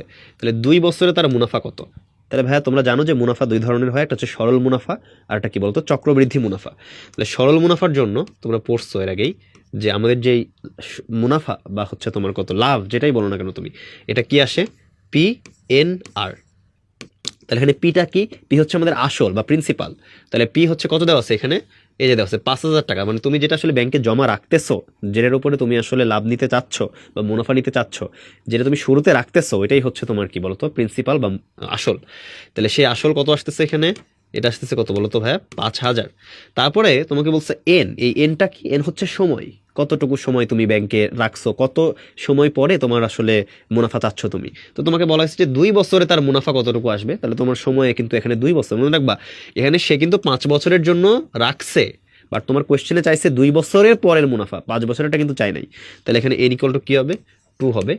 আর কত, আর হচ্ছে এটা ভাই, এটা পরিবর্তন হবে না, পি আর পরিবর্তন হয় না, ঠিক আছে? প্রিন্সিপাল আর রেট অফ তোমার হচ্ছে প্রফিট বা মুনাফার হার যেটা, ঠিক আছে, এটা কিন্তু পরিবর্তন হয় না। তাহলে এটা 5%ই থাকতেছে। তাহলে 5%কে আমরা কিভাবে লিখতে পারি বলতো 5/100 কিন্তু আমরা লিখতে পারি। ওকে, তাহলে এবার দেখো এখন তুমি যদি কাটাকাটি করো, এখান থেকে এটাকে কাটলে তোমার চলে আসবে হচ্ছে 50। তাহলে দেখো কত আসে এই জায়গায়। আচ্ছা, তাহলে এখানে যদি তোমার 50 × 2 কত আসে 100, ইন্টু হচ্ছে তোমার 5 কত আসতেছে বলো তো 500 টাকা। এটা হচ্ছে অ্যান্সার। দেখো এখানে বিতে আছে, এটা হচ্ছে তোমাদের অ্যান্সার। ওকে, আচ্ছা তাহলে চলো আমরা পরেরটাতে চলে যাই, যে এটা কিন্তু এই উদ্দীপকেরই আর একটা ম্যাথ। এখানে বলতেছে যে 5 বছর পরে, এই যে এবার কিন্তু তোমাকে একদম লাস্টে নিয়ে চলে গেছে, যে 5 বছরের জন্য যে টাকাটা রাখছিল কামালউদ্দিন, সেই 5 বছর পরে সে আসলে মুনাফা আসলে কত টাকা ফেরত পাবে। মানে ব্যাংকে তো 5,000 টাকা দিছিল, বাট ব্যাংক তো তাকে খালি 5,000 দিবে না, কারণ সে 5 বছর যে ব্যাংকে টাকাটা রাখলো এর জন্য তো ব্যাংক থেকে কিছু মুনাফা দিবে, লাভ দিবে, ঠিক আছে? এই লাভটা কত পাবে সেটা আমরা কিভাবে বের করতেছি, এর আগের মেথড বের করলাম যে I = PNR। তাহলে পি কত, পি হচ্ছে যেটা জমা রাখছিল শুরুতে 5,000, কিন্তু এন কত, এখানে বলছে কিন্তু দেখো যে 5 বছর পরের মুনাফা আসল, তার মানে 5 বছর পরের মুনাফা কিন্তু তোমার লাগবে। তাহলে এন হবে 5 এবং আর কত বলো তো ভাই 5%। তাহলে ওই সেম ভাবে আমি লিখতে পারি 5/100, ঠিক আছে? তাহলে এখন দেখো কি আসতেছে, এবার এটা তুমি এটা কাটতে পারো, কাটলে চলে আসতেছে কত বলো তো 50, সরি। তাহলে এখন এই 50 আর এই তোমার এখানে কত আসতেছে যে 250 মাল্টিপ্লাইড বাই ভাই হচ্ছে 5, তাহলে আসতেছে কত যে 1250 টাকা। এটা কি আসতেছে তোমার, এইটা আসে হচ্ছে তোমার মুনাফা, কিন্তু তোমার কিন্তু আগে আসল ছিল, ঠিক আছে? তাহলে আসল কত ছিল, আসল ছিল 5,000, আর তুমি প্রতি বছরে কত, মানে একদম 5 বছর পরে তোমার মুনাফা কত অ্যাড হইলো 1250। তাহলে তুমি বুঝতেই পারতেছো যে এই দিনে তুমি যদি অ্যাড করে ফেলো তাহলে তোমার আসতেছে কত বলো তো যে 6250। তুমি একদম 5 বছর পরে ব্যাংক কিন্তু তোমাকে এই টাকাটা ফেরত দিবে মুনাফা আসলে, মুনাফা আসল মানে মুনাফা প্লাস আসল। তাহলে কত আসতেছে বলো তো 6250, এই নাম্বারটা আমাদের অ্যান্সার। ওকে, এগুলো খুবই সহজ ম্যাথ ভাই, এগুলো তোমরা পারবা, কারণ হচ্ছে এই চক্রবৃদ্ধি মুনাফা বলো সরল মুনাফা বলো তোমরা আসলে অনেক আগেই করে আসছো, 7, 8 মানে এখানেই কিন্তু তোমাদের মুনাফা অনেক আগেই শুরু হয়ে যায়, ঠিক আছে, 5, 6 থেকে। ওকে, তারপরে দেখো কি আসতেছে, এরপর হচ্ছে আমাদের এখানে শুরু হয়ে গেছে যে আসলে আমাদের কোথায় চলকগুলোকে ধরতে হবে, মানে চলক একটা যে অজানা তোমার যে মানটা তোমাকে বের করতে বলছে মানে কোশ্চেনে, সেখান থেকে তোমাকে একটা চলক ধরে নিতে হবে, যে ধরি ওই মানটা হচ্ছে এক্স বা ওয়াই, দেন আমাদের সমীকরণ গঠন করতে হবে প্রশ্নের শর্ত অনুযায়ী, দেন সমীকরণটাকে সলভ করতে হবে, কারণ আমরা তো এই অধ্যায়ে সমীকরণ সলভ করতে শিখছি, তাহলে আমরা সমীকরণ সলভ করতে পারবো। দেখো এখানে কি বলছে, এখানে বলছে 2 অঙ্ক বিশিষ্ট একটি সংখ্যার দশক স্থানীয় অঙ্ক একক স্থানীয় অঙ্কের কত গুণ বলতো? 3 গুণ। দশক স্থানীয় অঙ্ক একক স্থানীয় অঙ্কের 3 গুণ। তাহলে ভাইয়া আমরা কিন্তু এরকম একটা ধরে নিতে পারি যে আমাদের যে একক স্থানীয় অঙ্ক আমরা ধরি যে আমাদের একক স্থানীয় অঙ্ক হচ্ছে এক্স, ঠিক আছে। তাহলে আমরা তো এখানে দেখতেই পাচ্ছি আমাদের লেখা আছে কি, যে দশক স্থানীয় অঙ্ক হচ্ছে একক স্থানীয় অঙ্কের 3 গুণ। তাহলে একক যদি ভাইয়া এক্স হয়, তাহলে দশক তো বোঝা যাচ্ছে কি হবে বলতো? 3x হবে। তাহলে একক স্থানীয় অঙ্ক এক্স হইলে দশক স্থানীয় অঙ্ক কি হবে? 3x হবে। আচ্ছা, তাহলে এখন দেখো যে আমাদের বলছে যে একক স্থানীয় অঙ্ক, আচ্ছা আমাদের প্রশ্নেও দেওয়া ছিল যে একক স্থানীয় অঙ্কটা এক্স, ঠিক আছে। তাহলে আমাদের সংখ্যাটা কি হবে? কোয়েশ্চেনে বলে দেওয়া আছে যে কোন ভ্যারিয়েবল তুমি ধরবা, তো আমরা এক্সই ধরছি, সমস্যা নেই, যে আমাদের একক স্থানীয় অঙ্ক এক্স, তাহলে আমাদের দশক কি আসবে বলো তো? 3x। তাহলে এখন আমাদের সংখ্যাটাকে এক্স এর মাধ্যমে প্রকাশ করতে হবে। তো তোমরা জানো, এটা তোমাদের দেখানোর কিছু নয়, তাও দেখাইতেছে যে হচ্ছে তোমার যে 25, এখানে কিন্তু 2 হচ্ছে তোমার দশক স্থানীয় অঙ্ক, আর 5 হচ্ছে তোমার একক স্থানীয় অঙ্ক। এটাকে তুমি যদি ভাঙো এভাবে লিখতে পারো, 2 মাল্টিপ্লাইড বাই 10 প্লাস হচ্ছে 5 মাল্টিপ্লাইড বাই 1। তাহলে ভাই তুমি দেখতেছো যে দশক স্থানীয় অঙ্কের সাথে 2 গুণ হয়, আর একক স্থানীয় অঙ্কের সাথে 1 গুণ হয়, ঠিক আছে। তাহলে এখানে দেখো আমাদের দশক স্থানীয় অঙ্ক কত? 3x। তাহলে 3x এর সাথে কি গুণ হবে? 10 গুণ হবে, আর প্লাস আমাদের একক স্থানীয় অঙ্ক কত? x। এই x এর সাথে কি গুণ হবে? 1 গুণ হবে। তাহলে দেখো কি আসতেছে, আমাদের আসছে 30x প্লাস x, এর ইকুয়াল টু আমাদের সংখ্যাটা আসতেছে কি বলতো? 31x, ঠিক আছে। তাহলে এই যে এইটা, তাহলে একক স্থানীয় অঙ্কের সাথে 1, দশকের সাথে 10, শতকের সাথে 100, হাজারের সাথে তোমার 1000, এরকম করে যেতে থাকে। ওকে, তাহলে এবার চলো কি আছে, এবার বলতেছে যে 2 অঙ্ক বিশিষ্ট একটা সংখ্যা আছে, এই সংখ্যার কি বলছে যে একটি সংখ্যা, সেটা হচ্ছে কি, যে দশক স্থানীয় অঙ্ক একক স্থানীয় অঙ্কের 3 গুণ যদি হয়, মানে ওই একই স্টেমটা, মানে ওই একই অঙ্কেরই কিন্তু হচ্ছে 2 নম্বর পার্ট এটা, তো অঙ্কদ্বয় স্থান বিনিময় করলে সংখ্যাটি কত হবে? এবার বলছে যে 2টা অঙ্ক স্থান বিনিময় করলো। দেখো আগে কি ছিল? একক ছিল এক্স, আর দশক কি ছিল? 3x। তাহলে স্থান বিনিময় করলে কি হবে তোমরাই বলো? একক হয়ে যাবে 3x এবার, আর দশক কে হয়ে যাবে? x হবে, কারণ আগে উল্টাটা ছিল, একক ছিল x, দশক ছিল 3x। তো 2টা অঙ্ক যদি স্থান বিনিময় করে, তাহলে x চলে যাবে দশক স্থানে, আর 3x চলে যাবে একক স্থানে। তাহলে এখন সংখ্যাটা কত হবে এটা তোমাকে জানতে চাইছে। তাহলে সিম্পল ভাইয়া, দশক স্থানীয় অঙ্ক হচ্ছে এখানে x, তাহলে 10 এর সাথে x গুণ হবে, তাহলে আসতেছে 10x, প্লাস একক স্থানীয় অঙ্ক কি বলতো? 3x। তাহলে 3x এর সাথে কত গুণ হবে? 1 গুণ হবে, ঠিক আছে। তাহলে দেখো কি আসে এই জায়গায়, আসে 10x প্লাস 3x, কত আসতেছে বলো? এটা আসতেছে হচ্ছে 13x, ঠিক আছে। তাহলে তোমার 13x কোথায় আছে বলো তো? এখানে আছে। তাহলে আগে কিন্তু সংখ্যাটা ছিল 31x, এবার কিন্তু সংখ্যাটা হয়ে গেছে 13x, ঠিক আছে, মানে একক আর দশকের স্থানটা পরিবর্তন করার পরে। ওকে, দেখো চট্টগ্রাম বোর্ড 2017 ম্যাথ, এই দুটা ম্যাথ কিন্তু খুব কঠিন না, অনেক সহজ ম্যাথ, ঠিক আছে। কিন্তু সমীকরণ বিল্ড আপ করতে পারতেছো কিনা এটা চেক করতেছে। ওকে, এবার চলো যে এই ধরনের অঙ্ক কিন্তু আমাদের এমসিকিউতে চলে আসে। হ্যাঁ, তো দেখো যে এটা একটু সময় সাপেক্ষ হইতে পারে, কিন্তু তোমরা যদি একটু মাথা খাটায় করো, যে এই বাগান তারপরে পাড়ের ম্যাথগুলা, ঠিক আছে, চিন্তা ভাবনা করবা, তাহলে দেখবা যে সহজ নিয়মে করা যায়।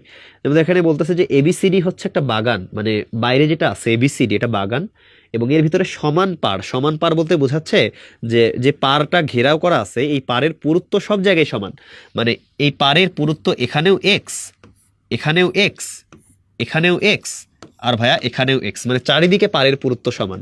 আচ্ছা, এবার বলছে পিকিউআরএস একটি পুকুর আছে, তার মানে ভিতরের যেটা এটা হচ্ছে পুকুর, এই পুকুরের ক্ষেত্রফল কিন্তু দেওয়া আছে কত বলতো? 476। আচ্ছা, এবার কি আমাদের বলছে যে পাড়ের ক্ষেত্রফল কত বর্গমিটার, এটা বের করো। খুবই সিম্পল কোশ্চেন ভাইয়া। কেন? কারণ তুমি তো বলতেই পারতেছো যে তোমাদের বাগান, আমাদের বাগান তো পুরাটা, তাহলে পুরাটা হচ্ছে বাগান, এই বাগানের ক্ষেত্রফল থেকে আমি যদি এই যে ভিতরের ক্ষেত্রফল যেটা পুকুরের, এটা বাদ দিয়ে দিলেই তো আমরা পাড়েরটা পেয়ে যাবো, তাই না? তাহলে এখন দেখো বাগানের ক্ষেত্রফল কেমনে বের করব। দেখো আমাদের বাগানের কিন্তু কি দেওয়া আছে, যে 40 মিটার বিসি, যেটা এটা কিন্তু বাগানের দৈর্ঘ্য, আর এটা কি বলতো, প্রস্থ। তো দৈর্ঘ্য আর প্রস্থ বলতেছি, এখানে তোমাদের একটা জিনিস বলে রাখি যে এই বাগানটা কিন্তু একটা আয়তাকার বাগান, তাহলে এটা দৈর্ঘ্য আছে প্রস্থ আছে। তো বাগানটা যদি তোমাদের এভাবে দেওয়া হইতো যে এটা হচ্ছে 40, এটা হচ্ছে 20, তাহলে ভাই এটার দৈর্ঘ্য কিন্তু 40 হইতো, এটা কিন্তু প্রস্থ হইতো না, আর প্রস্থ বেশি হইতো, ঠিক আছে। তো দেখো আয়তক্ষেত্রের ক্ষেত্রে এই বিপরীত বাহুগুলা কিন্তু মানে সবগুলা বাহু কিন্তু সমান হয় না, একটা দৈর্ঘ্য থাকে একটা প্রস্থ থাকে। মানে কি, মানে যেটা আসলে দীর্ঘ মানে যেটা বড় ওইটাকে আমরা দৈর্ঘ্য বলি, আর যেটা ছোট কম্পারেটিভলি এটাকে আমরা প্রস্থ বলি, ঠিক আছে। তো এখানে দৈর্ঘ্য 40 আর প্রস্থ হচ্ছে 20, হ্যাঁ। তো যেভাবেই আঁকা হোক না কেন, যেটা বড় সেটা হচ্ছে দৈর্ঘ্য আর যেটা ছোট সেটা প্রস্থ। ওকে, তাহলে চলো এখন আমরা যদি এখানে হচ্ছে দৈর্ঘ্য দেওয়া আছে 40 আর প্রস্থ দেওয়া আছে 20, তাহলে আমরা কিন্তু বাগানের ক্ষেত্রফল বের করে ফেলতে পারি। যে এবিসিডি বাগানের ক্ষেত্রফল আমরা এভাবে লিখলাম যে এবিসিডি এর ক্ষেত্রফল কি আসতেছে বলতো, 40 মাল্টিপ্লাইড বাই 20 বর্গমিটার। হ্যাঁ, আচ্ছা তাহলে কত আসতেছে যে 800 বর্গমিটার, ঠিক আছে। তাহলে 800 বর্গমিটার হচ্ছে কার ক্ষেত্রফল, বাগানের ক্ষেত্রফল। এখন দেখো ভিতরে কিন্তু কার ক্ষেত্রফল আমার দেওয়া আছে, আমাদের কিন্তু তোমার হচ্ছে পুকুরের ক্ষেত্রফল দেওয়া আছে, ঠিক আছে না, পুকুরের ক্ষেত্রফল দেওয়া আছে। তাহলে ভাইয়া পাড়ের ক্ষেত্রফল তুমি বুঝেই যাচ্ছ,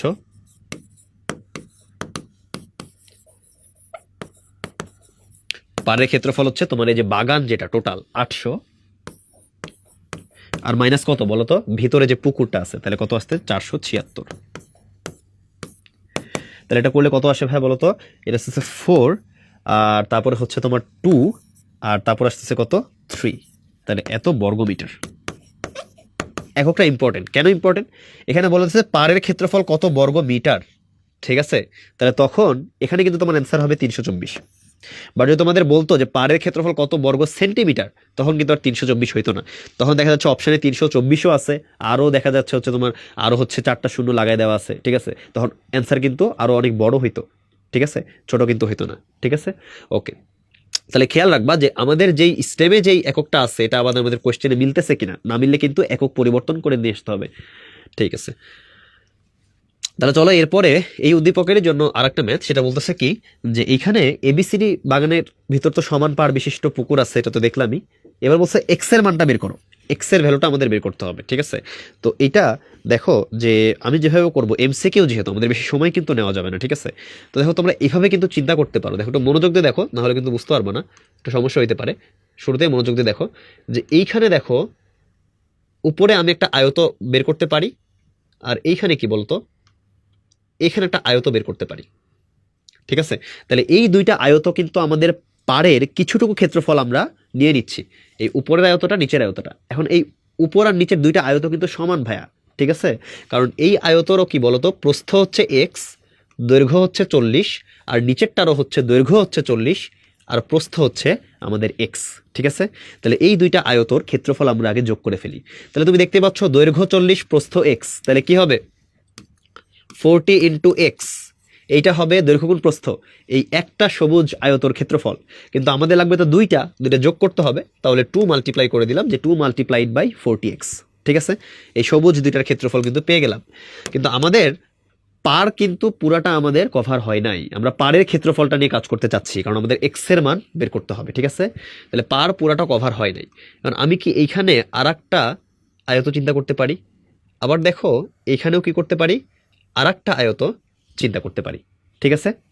তাহলে এখন দেখো এই কমলা কালার বা এই যে অরেঞ্জ কালারের যে আয়ত আছে, এই আয়তর ক্ষেত্রে দেখো তোমার কিন্তু প্রস্থ এক্সই আছে, প্রস্থ এক্সই আছে, বাট এবার কিন্তু তোমার দৈর্ঘ্য হয়ে গেছে 20, ঠিক একইভাবে এপাশেও দৈর্ঘ্য 20 আর প্রস্থ কি বলতো এক্স আছে। তাহলে এই কমলা কালার এই দুইটার ক্ষেত্রফল কি হবে, এই দুইটার ক্ষেত্রফল হবে, আমরা প্লাস করে দিচ্ছি এখানে, যে আমাদের 2 মাল্টিপ্লাইড বাই দৈর্ঘ্য গুণ প্রস্থ, ঠিক আছে। বুঝতে পারছো যে আমাদের সবুজ দুইটা আয়তর ক্ষেত্রফল যোগ করলাম 2 মাল্টিপ্লাইড বাই 40x, আর এই কমলা দুইটার জন্য 2 মাল্টিপ্লাইড বাই 20x। এখন দেখো তো আমাদের পার কিন্তু পুরাটা কভার হয়ে গেছে, কিন্তু এটা কি আমাদের পাড়ের ক্ষেত্রফল হয়েছে, হয় নাই। কেন হয় নাই, কারণ দেখো এই যে এই সবুজ আর এই কমলা এই সবগুলোর মধ্যে দেখো এই বর্গগুলা ভিতরের যে বর্গ, এই যে দেখো এটা কিন্তু একটা বর্গ, এই বর্গ কিন্তু ভাইয়া দুইবার চলে আসছে। কোন বর্গ কথা বলতেছে, এই দেখো ভাইয়া, এই যে এই বর্গটা, এই বর্গটা, এই বর্গটা, এই বর্গটা, এই চারটা বর্গর ক্ষেত্রফল কিন্তু দুইবার করে চলে আসছে, একবার সবুজের মধ্যে একবার কমলার মধ্যে, ঠিক আছে? তাহলে তুমি বলো যে পাড়ের টোটাল ক্ষেত্রফল কিছু বেশি হয়ে গেছে না? বেশি হয়ে গেছে। কেন বেশি হইলো? কারণ এই চারটা বর্গ দুইবার চলে আসছে। আমি দুইবার কেন নিব? দুইবার তো এর ক্ষেত্রফল আমি যোগ করবো না। তাহলে এই জন্যই চারটা বর্গের ক্ষেত্রফল আমাকে আলাদা করে বিয়োগ করে দিতে হবে, ঠিক আছে? তাহলে তুমি বুঝতেইছো যে এই বর্গগুলার কিন্তু কি বলতো, দৈর্ঘ্য এক্স প্রস্থ এক্স, মানে বর্গের বাহুর দৈর্ঘ্য আর কি এক্স। তাহলে এই বর্গের ক্ষেত্রফল কত হবে? এক্স স্কোয়ার, ঠিক আছে? এখন কয়টা এরকম এক্সট্রা হয়ে গেছে? চারটা। তাহলে কত আসতেছে? -4x²। এটা আমি বাদ দিয়ে দিলাম। তাহলে দেখো ভাইয়া, সবুজ দুইটা আয়তর ক্ষেত্রফল প্লাস কমলা দুইটা আয়তর ক্ষেত্রফল, এই জায়গায় আমার ওই চারটা বর্গ এক্সট্রা চলে আসছে চারবার, সেখান থেকে আমি 4x² তাহলে বাদ দিয়ে দিলাম। এইটা কিন্তু আমাদের পিওর পাড়ের ক্ষেত্রফল, ঠিক আছে? এটা কিন্তু পাইছি। এখন দেখো, এই পাড়ের ক্ষেত্রফল আমাদের কত বের করছিলাম একটু আগেই? 324। এটা কিন্তু আমরা আগের ম্যাথেই বের করে ফেলছি, ঠিক আছে? আর এটা আমরা ইউজ করব যে তাহলে আমাদের এটা ইকুয়াল টু কি হবে বলো তো? 324, ঠিক আছে? তাহলে এখন দেখো, এই সমীকরণটা তুমি যদি এই পাশে নিয়ে আসো, তাহলে কি আসে আমাদের? আমাদের আসতেছে হচ্ছে 80x প্লাস কত, 40x, তারপর হচ্ছে -4x², এটা ইকুয়াল টু 324। এখন এখান থেকে কিন্তু ইজিলি তুমি এক্স এর ভ্যালু বের করতে পারো ভাই, ঠিক আছে? তাহলে চলো আমরা করে দেখি। এখানে হচ্ছে কি আসবে? আমাদের আসবে 120x, তারপরে কি -4x, 4x², এটা ইকুয়াল টু 324, ঠিক আছে? তাহলে এখন দেখো, এটা কিন্তু 4 দিয়ে কাটাকাটি করা যায়, হ্যাঁ? তাহলে এটাকে তুমি 4 দিয়ে কাটাকাটি করো, তাহলে এখানে আসতেছে তোমার 30x আর -x², এটা ইকুয়াল টু 324কে তুমি যদি 4 দিয়ে কাটো, তাহলে আসতেছে কত বলো তো? 81 আসে, আই গেস। আমরা একটু দেখি, 324 ডিভাইডেড বাই হচ্ছে কি 4, হ্যাঁ 324কে 4 দিয়ে ডিভাইড করলে কত আসে? 81। ওকে, তাহলে এখন দেখো, এখানে সমীকরণটা একবার ঠিক করে নাও যে x² -30x প্লাস 81, এটা ইকুয়াল টু 0। এখন ভাইয়া, এটা তো হচ্ছে তোমার এমসিকিউ, তাহলে এখন এখানে তোমার মিডল টার্ম করার কোনো মানে হয় না সময় নষ্ট করে, হ্যাঁ? তোমার হাতে ক্যালকুলেটর আছে, তুমি করবা কি, যে তোমার ইকুয়েশন মোডে চলে যাবা। চলে যাওয়ার পরে তুমি কি করবা? তোমার ইকুয়েশন মোডে যাওয়ার পরে তুমি হচ্ছে দ্বিঘাত সমীকরণ, যেটা ax² plus bx plus c, এটা তুমি মানে সিলেক্ট করবা। করার পরে দেখো, তোমার এখানে a এর ভ্যালু হচ্ছে 1, b এর ভ্যালু হচ্ছে -30 আর c এর ভ্যালু হচ্ছে 81। বসিয়ে দিলে তোমার আসতেছে 27 আর হচ্ছে 3। তাহলে কি আসে বলো ভাই? দ্বিঘাত সমীকরণ, এই জন্য x এর দুইটা ভ্যালু আসবে। তাহলে হয় 27, না হয় কি বলতো 3 মিটার, ঠিক আছে? তাহলে এখন দেখো যে এই দুইটা অ্যান্সার তো আমাদের হবে না, অবশ্যই আমাদের পুকুরও একটা, পাড়ের যে এক্স, যেটা পাড়ের পুরুত্ব, এটা অবশ্যই একটাই হবে, যেহেতু সিনারিও একটা, ঠিক আছে? বাগান একটা। তাহলে দেখো, এক্স এর ভ্যালু 27 কিন্তু হইতে পারবে না। কেন হইতে পারবে না ভাইয়া? যে এর আগের ফিগারটাতে আমি দেখাই, যে এইখানে তোমার বলে দেওয়া হয়েছে যে সিডি হচ্ছে 20, সিডিটাই 20, এই সিডি পুরাটা মানে হচ্ছে তোমার এই বাগানের যেই প্রস্থটা, এটাই 20, এইটাই ভাইয়া 20। এটা যদি 20 হয়, তাহলে এইটা কখনো কি সম্ভব যে 27 হবে? কারণ দেখেই বোঝা যাচ্ছে প্রস্থর চাইতে এই পাড়ের পুরুত্ব অনেক ছোট, তাহলে এটা কিন্তু কখনোই 27 হওয়া সম্ভব না। তাহলে এটার অ্যান্সার কত হয় বলো তো? 3, মানে আরেকটা যেটা আসছে x=3, এটা হচ্ছে তোমার অ্যান্সার, এই যে ডি নাম্বারটা, ঠিক আছে? তাহলে এখন এই জায়গায় এই ম্যাথটা তুমি আরো একভাবে করতে পারো, এটা তুমি চেষ্টা করে দেখবা, বাট এর চাইতে ম্যাথটা একটু বড় হবে, এই জন্য আমি হচ্ছে একদম শর্টেস্ট ওয়েতে করাই দিলাম, ঠিক আছে? যে পাড়ের ক্ষেত্রফল আমরা এভাবে বের করতে পারি, যে এই যে আয়ত যেগুলো আছে, চারটা আয়তর ক্ষেত্রফল যোগ করলাম, মাইনাস করে দিব এই বর্গগুলোর ক্ষেত্রফল। তোমরা সিকিউতে যে ম্যাথগুলো বা তোমাদের যে ম্যাথগুলো বইতে আছে, ওখানেও তুমি এটা ইউজ করতে পারো, তাহলে পাড়ের ক্ষেত্রফল পেয়ে যাবা। ওকে, এরপরে দেখো, এখানে একটা প্রমাণ আছে, আমি প্রমাণটা হচ্ছে এখানে রাখছি, হ্যাঁ ঠিক আছে? যদিও বাস্তব জীবনের সাথে রিলেটেড না, বাট এই প্রমাণটা অনেক ইম্পর্টেন্ট, ঠিক আছে? যদিও কুমিল্লা বোর্ড 24-এ আসছিল এই প্রমাণটা, হ্যাঁ? তো এটা তোমাদের দিতে পারে আর কি, যে কোনো বোর্ডে এবার। তো দেখো, এই প্রমাণটা একটু শিখে নাও তোমরা। 6/x, এটা ইকুয়াল টু তোমাদের দেওয়া আছে p inverse plus q inverse, মানে আমাদের গিভেন যেটা, এটা কিন্তু কি বলতো 1/q, সরি পি ইনভার্স, তার মানে কি 1/p প্লাস কি বলতো 1/q। আচ্ছা ভাই, এটা তো আমাদের দেওয়া আছে। এখন এখান থেকে আমাদের কিন্তু কি করতে বলছে? প্রমাণ করতে বলছে। আমাদের প্রমাণে দেখো, আমাদের প্রমাণের যে প্রথম পোর্শনটা, এই প্রথম পোর্শনটাতে একটু খেয়াল রাখো। এখানে বলতেছে যে x+3p ডিভাইডেড বাই হচ্ছে x-3p। তুমি কি বুঝতেছো যে এই জায়গায় আসলে একটা কাজ করা হয়েছে, সেটা হচ্ছে যোজন বিয়োজন। কার যোজন বিয়োজন? x আর 3pর যোজন বিয়োজন। তাহলে আমরা একটা কাজ করতে চাই যে x আর 3p এই দুটাকে এক পাশে নিয়ে আসতে চাই, ঠিক আছে? আচ্ছা, তাহলে দেখো কিভাবে নিয়ে আসতে পারি, যে 6/x এটা ইকুয়াল টু আমরা pq, এটা লসাগু করতে পারি। তাহলে এই লসাগুটা তুমি যদি করো, তাহলে দেখো তোমার কি আসতেছে যে উপরে আসে তোমার হচ্ছে কি বলতো যে পি প্লাস কিউ, ঠিক আছে। তাহলে এটা যদি পি প্লাস কিউ আসে তাহলে দেখো যে আমাদের লাগবে কি, যে আমাদের লাগবে হচ্ছে এক্স আর থ্রি পি, ঠিক আছে। নিচে বা উপরে তুমি যদি বলতে পারো, বা উপরে হচ্ছে এক্স লাগবে আর নিচে হচ্ছে থ্রি পি লাগবে, মানে লবে লাগবে এক্স আর হরে লাগবে কি বলতো থ্রি পি। তাহলে এটা কীভাবে করা যায় দেখো ভাইয়া, যে আমরা একটা কাজ করি বুঝছো, যে এখানে তোমার এটাকে নিয়ে হচ্ছে কি বলতো যে থ্রি রাখি আর ডিভাইডেড বাই এক্স রাখি। তুমি যদি থ্রি রাখো এখানে তাহলে তোমার টু কিন্তু ভাইয়া এখানে চলে যাবে, তাহলে কি আসতেছে টু পি কিউ, আর এখানে কি বলতো পি প্লাস কিউ। আমরা শুরুতে এটা করলাম, ঠিক আছে, যে থ্রি ডিভাইডেড বাই এক্স এটা ইকুয়াল টু কি বলতো p plus q divided by two p q. আচ্ছা, এবার কি আমরা ভাইয়া এইখান থেকে আমরা যেহেতু থ্রি পি চাচ্ছিলাম, এখানে কিন্তু থ্রি আছে, থ্রির সাথে পি লাগবে, তাহলে কিন্তু আমি এইখান থেকে এই পিটাকে ওই পাশে থ্রি এর কাছে নিয়ে যেতে পারি, ঠিক আছে, কারণ পি যেহেতু এখানে হরে আছে সমীকরণ উপাশে গেলে লবে চলে যাবে। তাহলে দেখো তারপরে কি আসতেছে, আমাদের আসতেছে three P divided by x এটা ইকুয়াল টু কি আসে বলতো ভাইয়া, যে পি প্লাস কিউ আর ডিভাইডেড বাই এখানে পি নিয়ে গেছি তাহলে টু কিউ থাকতেছে। আচ্ছা, তাহলে আমরা চাচ্ছিলাম যে এক্স উপরে আর থ্রি পি নিচে, তো যেহেতু থ্রি পি উপরে চলে গেছে আমি এখানে হচ্ছে ইনভার্স করতে পারি ভাইয়া, যে এক্স বাই থ্রি পি এটা equal to p plus q. আচ্ছা, এটা যদি ইনভার্স করি লেফট হ্যান্ড সাইডে রাইট হ্যান্ড সাইডেও ইনভার্স হয়ে যাবে, এটা কি আসে বলতো two q divided by p plus q. আচ্ছা, এখন দেখো, এখন যেহেতু এক্স বাই থ্রি পি তুমি পেয়ে গেছো, এবার কিন্তু তুমি যোজন বিয়োজন করতে পারো, তাহলে কিন্তু তোমাদের এই যে প্রমাণের প্রথম পোর্শনটা চলে আসবে।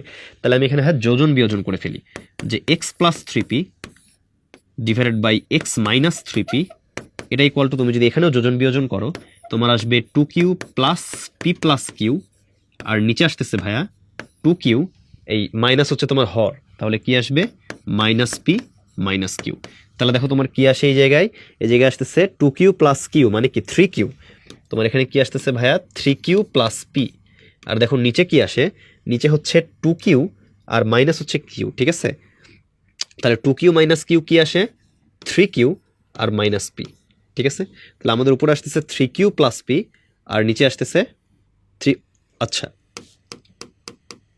উপরে আসতেছে three Q plus P R নিচে দেখো টু কিউ মাইনাস কিউ, মানে কি দুইটা কিউ থেকে একটা কিউ বাদ, তাহলে আসলে কি আসবে কিউ আসবে। হ্যাঁ, তাহলে যদি কিউ আসে তাহলে এখানে আসতেছে কিউ আর মাইনাস পি, ঠিক আছে, কারণ মাইনাস পি তো একাই আছে পি, এটা নিয়ে কোনো সমস্যা নেই। তাহলে এটা হচ্ছে কিউ মাইনাস পি, ওকে হ্যাঁ এটা ঠিক আছে। তাহলে এখান থেকে তুমি কি করতে পারো, যে এক নাম্বার একটা সমীকরণ হিসেবে তুমি নিতে পারো, ওকে। আচ্ছা, এবার দেখো ভাইয়া তুমি আবার কি করবা, আবার তোমার যেটা দেওয়া আছে ওইখানে তুমি চলে যাবা, যে আমাদের কি দেওয়া ছিল, আমাদের দেওয়া ছিল হচ্ছে x six by x divided by one by p plus one by q, এরকম কিন্তু ছিল ভাইয়া। তাহলে তারপর আমরা কি করতে পারছিলাম, সিক্স বাই এক্স এটা ইকুয়াল টু কি বলতো পি কিউ ডিভাইডেড বাই কি বলতো পি প্লাস কিউ, এটা কিন্তু আমরা করতে পারছিলাম। এবার ভাইয়া আমরা যেহেতু আমাদের এক্সট্রাকে উপরে লাগবে, আমরা শুরুতেই হচ্ছে কি করে দিই বলতো ইনভার্স করে দিই, তাহলে এক্স বাই সিক্স এটা equal to p q divided by কি বলতো পি প্লাস কিউ, এটা কিন্তু ভাই আমরা করতে পারি, ওকে। এবার দেখো আমাদের লাগবে হচ্ছে এক্স ডিভাইডেড বাই কি বলতো থ্রি পি, মানে এবার লাগবে হচ্ছে থ্রি কিউ, আমরা থ্রি পি এর কাজ কিন্তু করে ফেলছি, যে x x x by three p কাজ শেষ, এবার লাগবে এক্স বাই থ্রি কিউ। তাহলে দেখো ভাইয়া যে আমাদের এই কিউটাকে তাহলে এই পাশে আনতে হবে, ঠিক আছে, আর টু ওই পাশে নিয়ে যেতে হবে। তাহলে দেখো কি আসতেছে এক্স বাই থ্রি কিউ এটা ইকুয়াল টু টু ও পাশে নিয়ে গেলে টু পি ডিভাইডেড বাই হচ্ছে পি প্লাস কিউ, ঠিক আছে। তাহলে এইটা আসতেছে আমাদের এক্স বাই থ্রি কিউ এর ভ্যালু। এবার কিন্তু আমরা কি করতে পারি ভাইয়া যোজন বিয়োজন করতে পারি, তাহলে এক্স বা plus three q divided by x minus three q এটা ইকুয়াল টু কি আসতেছে, যে two p plus P plus q divided by কি বলতো two p minus p minus q, ঠিক আছে। তাহলে কি আসতেছে আমাদের, যে টু পি প্লাস কিউ মানে হচ্ছে লব প্লাস হর, আবার হচ্ছে লব মাইনাস হর, ঠিক আছে, যোজন বিয়োজন করে ফেললাম। এবার দেখো ভাইয়া কি আসে, তাহলে এটা আসতেছে যে টু পি প্লাস পি কত হবে ভাইয়া বলো তোমরাই, যে three P R plus Q, আর নিচে আসতেছে যে টু পি মাইনাস পি মানে কি বলতো পি আর মাইনাস কি বলতো কিউ। তাহলে এটা হচ্ছে কত নাম্বার ভাইয়া, 2 নাম্বার সমীকরণ কিন্তু আমি পেয়ে গেলাম, ঠিক আছে। তো এবার যদি পেয়ে যায় এটা, তাহলে দেখো আমাদের ম্যাথ কিন্তু অনেক ইজি হয়ে গেছে এখন, কারণ আমাদের যে লেফট হ্যান্ড সাইডটা ছিল এটা আমরা এখন লিখি চলো।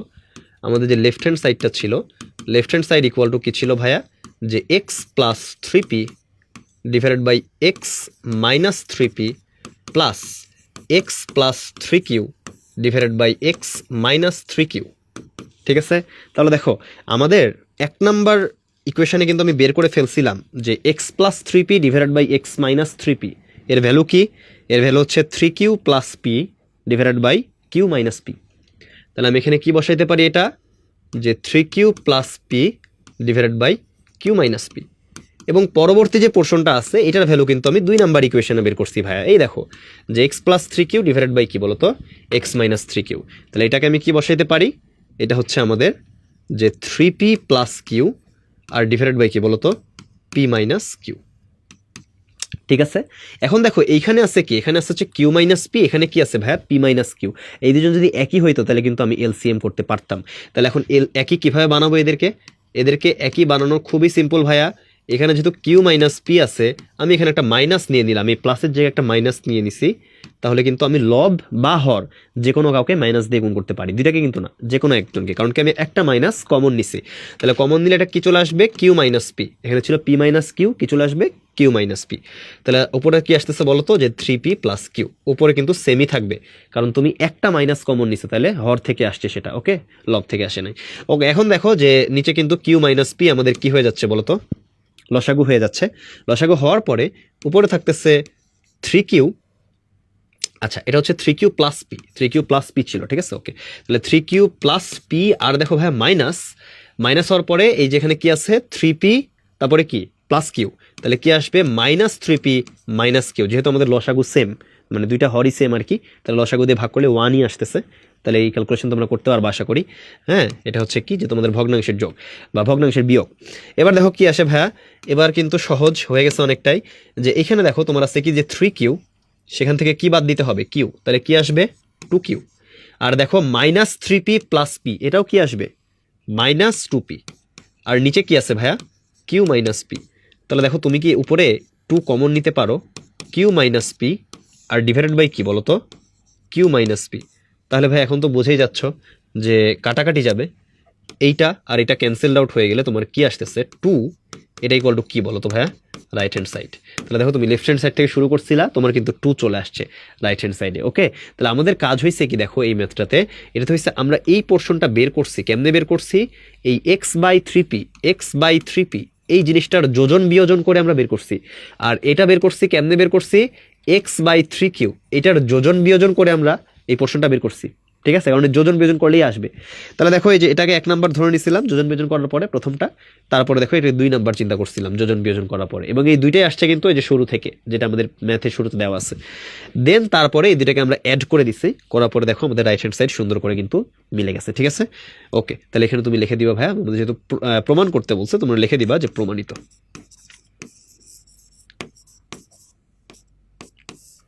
এরপরে আমাদের হচ্ছে মানে এটা হচ্ছে বাস্তব জীবনের সাথে তুলনা করার ম্যাথ, ঠিক আছে। যে এই ম্যাথগুলোতে আমার তোমাদের দেওয়া হবে যে বাস্তব জীবনের একটা প্রবলেম, এখন এইটা তুমি কি করবা? এটা হচ্ছে তুমি সমাধান করবা সমীকরণ ব্যবহার করে, ঠিক আছে। তাহলে দেখো আমরা এগুলোর জন্য করবো কি? এগুলোর জন্য আমরা স্টেমটা খুবই মনোযোগ দিয়ে পড়বো, ঠিক আছে, যে আমাদের আসলে স্টেমে কি বলতেছে। তাহলে দেখো একটা প্রকৃত ভগ্নাংশের লব আর হরের অন্তর দেওয়া আছে কি বলতো? 1। লব আর হরের অন্তর মানে পার্থক্য, হ্যাঁ। আচ্ছা, এবার বলতেছে যে ভগ্নাংশটি বর্গ করে যে ভগ্নাংশ পাওয়া যায় তার হর লব অপেক্ষা 31 বেশি। আমাদের কি করতে হবে? ভগ্নাংশটি নির্ণয় করতে হবে, ঠিক আছে। তাহলে দেখো যে আমরা কি করতে পারি, এই মাত্র এখানে হয়ে যাবে। দেখো ভাইয়া আমাদের বলতেছে যে একটা প্রকৃত ভগ্নাংশ, কিন্তু এটা মাথায় রাখো। তাহলে প্রকৃত ভগ্নাংশে লব বড় নাকি হর বড়? অবশ্যই হর বড়। তাহলে আমরা এখানে কি করতে পারি? যে লব ইকুয়াল টু এক্স। আমাদের দেখো কি হয়েছে যে আমাদের ভগ্নাংশটা নির্ণয় করতে বলছে। তাহলে ভগ্নাংশটা নির্ণয় করতে হবে মানে কি? আমাদের লবও বের করতে হবে, আমাদের হরও বের করতে হবে। আর লব বের করে ফেললে কিন্তু হর পেয়ে যাব, কারণ লব আর হরের অন্তর হচ্ছে 1। তাহলে আমরা ধরি যে আমাদের লব কত বলতো? এক্স। তাহলে হর কত হবে ভাইয়া? এক্স প্লাস 1, ঠিক আছে। কেন?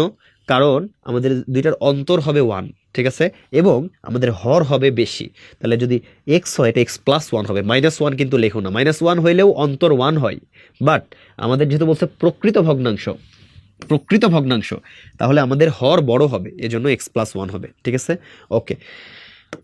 এবার বলতেছে দেখো যে ভগ্নাংশটি বর্গ করে যে ভগ্নাংশ পাওয়া যায়, এই ভগ্নাংশটা তুমি আগে লিখে ফেলো, যে তাহলে আমাদের ভগ্নাংশ আসতেছে এক্স বাই এক্স প্লাস 1। তারপরে এরা বলতেছে যে ভগ্নাংশটাকে বর্গ করো। তো ভগ্নাংশটাকে বর্গ করে যে ভগ্নাংশ পাওয়া যায় তার হর লব অপেক্ষা 31 বেশি। তাহলে এটা আমরা পরে আসতেছি, আগে বর্গ করলে দেখো কি আসে?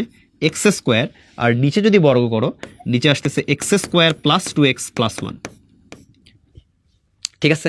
আচ্ছা, এখন বলছে দেখো ভাইয়া, যে ভগ্নাংশটা বর্গ করার পরে যে ভগ্নাংশ তুমি পাইছো বর্গ করার পরে এইটার হর লব অপেক্ষা 31 বেশি, তাহলে আমি এটার হরকে কি বলতে পারি, x square plus 2x plus 1, এই হরটাকে আমি বলতে পারি এটা লব অপেক্ষা, লব কত, এখন লব কিন্তু বর্গ করার পরে এক্স স্কোয়ার, এই লবের চাইতে কত বেশি বলতো, 31 বেশি। আমি কিন্তু এই সমীকরণটা ফর্ম করে ফেলতে পারি। ঠিক আছে, তাহলে আমরা এখানে কিন্তু লিখে ফেলবো যে ভাইয়া, যে প্রশ্ন মতে আমাদের যে বর্গ করার পরে যে লবটা আসলো, এটা সরি বর্গ করার পরে যে হরটা আসছে, এই হরটা বর্গ করার পরে লবের চাইতে 31 বেশি। এখন দেখো কি হচ্ছে এখানে, খুবই সিম্পল ক্যালকুলেশন। এখন এখান থেকে এক্স স্কোয়ার, এখান থেকে এক্স স্কোয়ার কাটাকাটি করবা, কারণ এটা তো যোগ আকারে আছে, এটা তো গুণ নাই, তো কোনো সমস্যা নেই, কাটাকাটি করতে পারবা। এবার দেখো 2x প্লাস 1 এটা ইকুয়াল টু কি আসে, 31। That means 2x equal to আসতেছে কি বলতো, 30। দ্যাট মিনস আমাদের এক্স ইকুয়াল টু কত, 15। ঠিক আছে, তাহলে আমাদের এক্স ইকুয়াল টু কত আসতেছে ভাইয়া, 15 আসতেছে। তাহলে আমরা বলে দিতে পারি যে অতএব ভগ্নাংশটি কি বলতো, আমরা ভগ্নাংশ কি ধরছিলাম, লব ধরছিলাম এক্স আর হর ধরছিলাম এক্স প্লাস 1।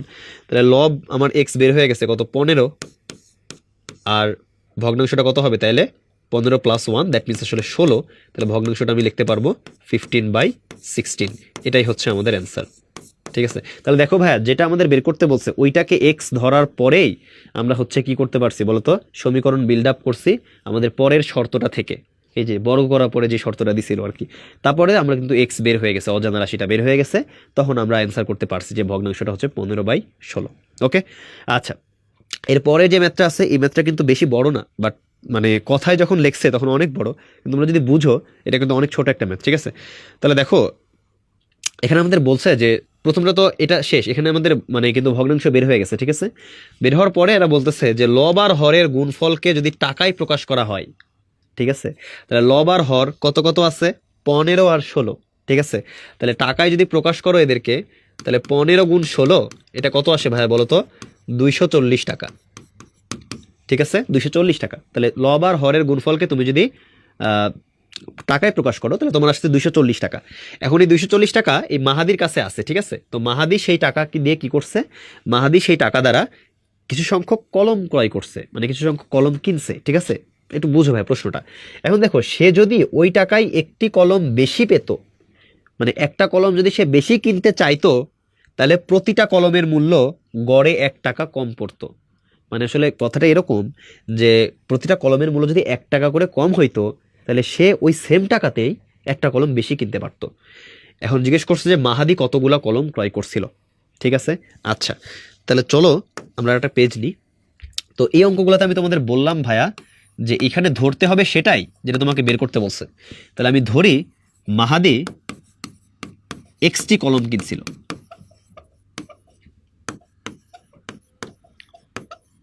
বা ক্রয় করেছিল। ঠিক আছে, আচ্ছা, তাহলে এখন দেখো এক্সট্রা কলম সে কিনছিল, কিন্তু তার কাছে কিন্তু আছে কত টাকা বলতো, 240 টাকা। ঠিক আছে, এটা কিন্তু ছিল। তাহলে আমাদের প্রশ্নে বলা হয়েছে যে আমরা কি এটা বের করে ফেলি, যে আমাদের কিন্তু দেখো বলছে যে আমাদের এটা বলছে যে প্রতিটা কলমের মূল্য গড়ে 1 টাকা কম পড়তো। তাহলে আমাদের এই যে প্রতিটা কলমের মূল্য, এটা কিন্তু আমাদের একটু ফোকাস করতে হবে। তাহলে দেখো আমরা এখানে বলতেছি যে এক্সট্রা কলম সে কিনছে, তাহলে এক্সট্রা কলমের মূল্য আমরা কত বলতেছি, তাহলে আমরা বলতেছি যে 240 টাকা। তাহলে অতএব একটা কলমের মূল্য তাহলে কত ছিল ওই সময়, অবশ্যই কত ছিল বলতো ভাইয়া, এটা ছিল 240/x টাকা। এটা হচ্ছে একটা কলমের মূল্য যদি সে ওই 240 টাকা দিয়ে এক্সট্রা কলম কিনতো। কিন্তু দেখো পরবর্তীতে বলা হয়েছে যে সে যদি ওই টাকায় একটা কলম বেশি কিনতে চায়, তাহলে সে কিন্তু এখন আর ওই এক্সট্রা কলম কিনবে না, সে কয়টা কলম কিনবে, x+1টা কলম কিনবে। ঠিক আছে, তখন এই প্রতিটা কলমের মূল্য 1 টাকা কি হবে বলতো, কমে যাবে। তাহলে চলো আমরা ওই কেসটা বের করে ফেলি, যে সে এখন কি করতেছে, x+1টা কলম কিনতেছে।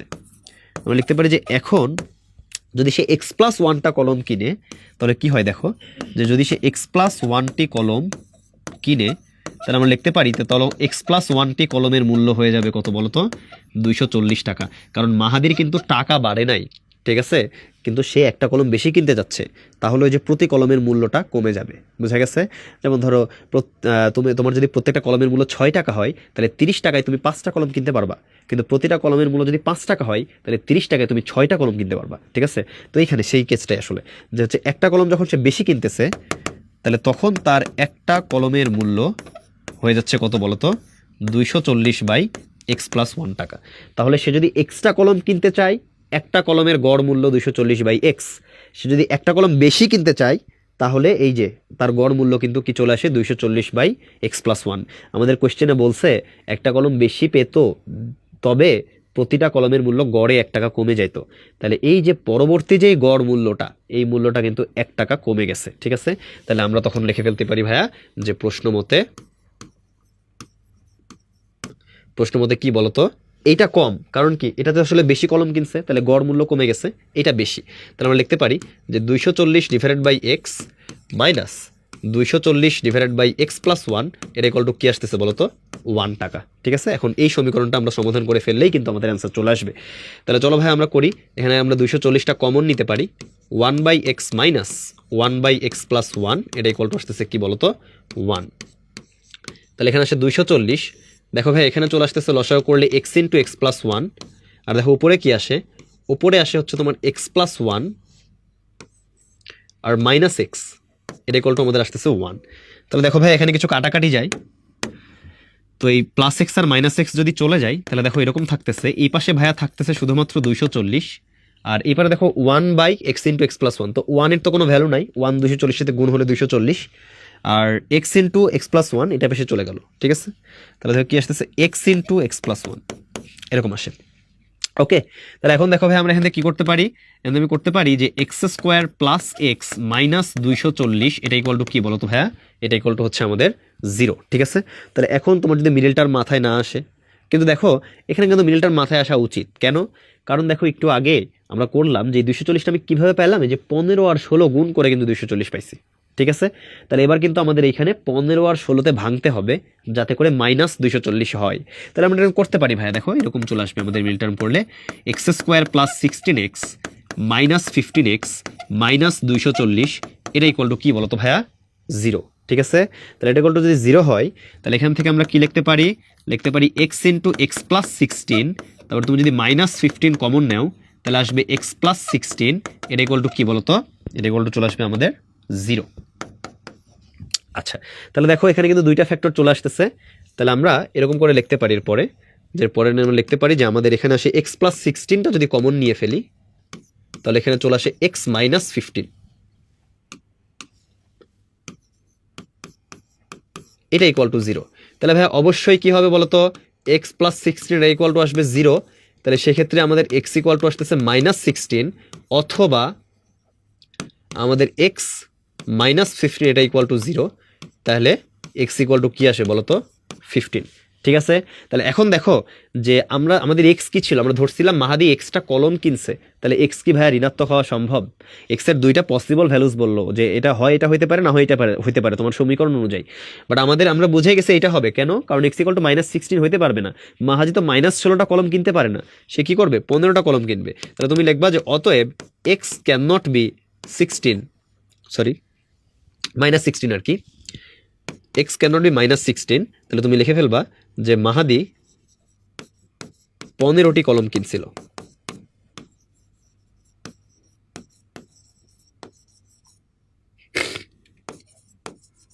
এটা হচ্ছে তোমাদের অ্যান্সার, ঠিক আছে। ওকে, তাহলে দেখো ভাইয়া যে এখানে আমাদের যেই ভাষাটা বলছিল, এই ভাষাটা থেকে সমীকরণটা ফর্ম করা কিন্তু কোনো বিষয় না, আমাদের সমীকরণ এখানেই ফর্ম হয়ে গেছে, দেন তারপরে আমাদের সলভটা করতে হবে সাবধানে, ঠিক আছে, যাতে করে আমরা হচ্ছে ভুল সলভ না করি, হ্যাঁ। তারপরে হচ্ছে এক্সট্রা বের করে ফেলতে পারলেই আমাদের কাজ শেষ। ওকে, তাহলে আমাদের এই ম্যাথগুলো আর আগের ম্যাথ কিন্তু সেমই, প্রায় সমীকরণই সমাধান করতে হবে, বাট এখানে সমীকরণটা গঠনও করতে হবে, ঠিক আছে, যে ভাষাটা পড়ে বুঝে শর্তটা দেখে আর কি। ওকে, তাহলে এবার চলো, এবার আরেকটা ম্যাথ আছে যে এরকমই কথার, তো সেম ভাবে করে দিচ্ছে আর কি, ঠিক আছে। তো দেখো যে এইখানে তোমাদের বলতেছে যে একটা ক্লাসে প্রতি বেঞ্চে 5 জন করে ছাত্র বসলে 3টা বেঞ্চ খালি থাকে। তাহলে একটা ক্লাসে কিছু বেঞ্চ আছে, সেখানে তুমি যদি 5 জন করে ছাত্র বসাও, তাহলে 3টা বেঞ্চ খালি থাকতেছে। আবার প্রতি বেঞ্চে যদি এজন করে বসে, তাহলে কি হচ্ছে বলতো, 2টা ছাত্র দাঁড়ায় থাকে। তাহলে এখানে তোমাকে বলছে যে a = 4 আর b = 8 হলে ওই ক্লাসে ছাত্র সংখ্যা নির্ণয় করো। তাহলে ভাইয়া এখানে a আসলে 4, ঠিক আছে, তাহলে আসলে আমরা এখানে লিখে ফেলতে পারি যে প্রতি বেঞ্চে 4 জন করে বসলে b এর মানটা কত বলো তো, 8, তাহলে 8 জন ছাত্র দাঁড়ায় থাকে। তুমি তো কোশ্চেন এভাবে লিখবা না, বাট মানে ধরে নিবা যখন a ইকুয়াল টু 4 আর b ইকুয়াল টু 8 দিয়ে কি বোঝাচ্ছে যে প্রতি বেঞ্চে 4 জন করে বসলে 8 জন ছাত্র দাঁড়ায় থাকে, আর প্রতি বেঞ্চে যদি 5 জন করে বসে তাহলে 3টা বেঞ্চ আবার খালি থেকে যায়। ঠিক আছে, এখন তোমার কোশ্চেন হচ্ছে যে ওই ক্লাসের ছাত্র সংখ্যা কত। ঠিক আছে, তাহলে এখন দেখো ভাই, আমি তোমাদের বলছি যে এই ধরনের প্রশ্নে যেটা জিজ্ঞেস করবে ওইটা আগে ধরে নিবা। তাহলে ধরি ছাত্র সংখ্যা সমান সমান x, মানে x জন ছাত্র আছে, এবং এখানে দেখো এই ছাত্রর সাথে আরেকটা রাশি খুবই কানেক্টেড।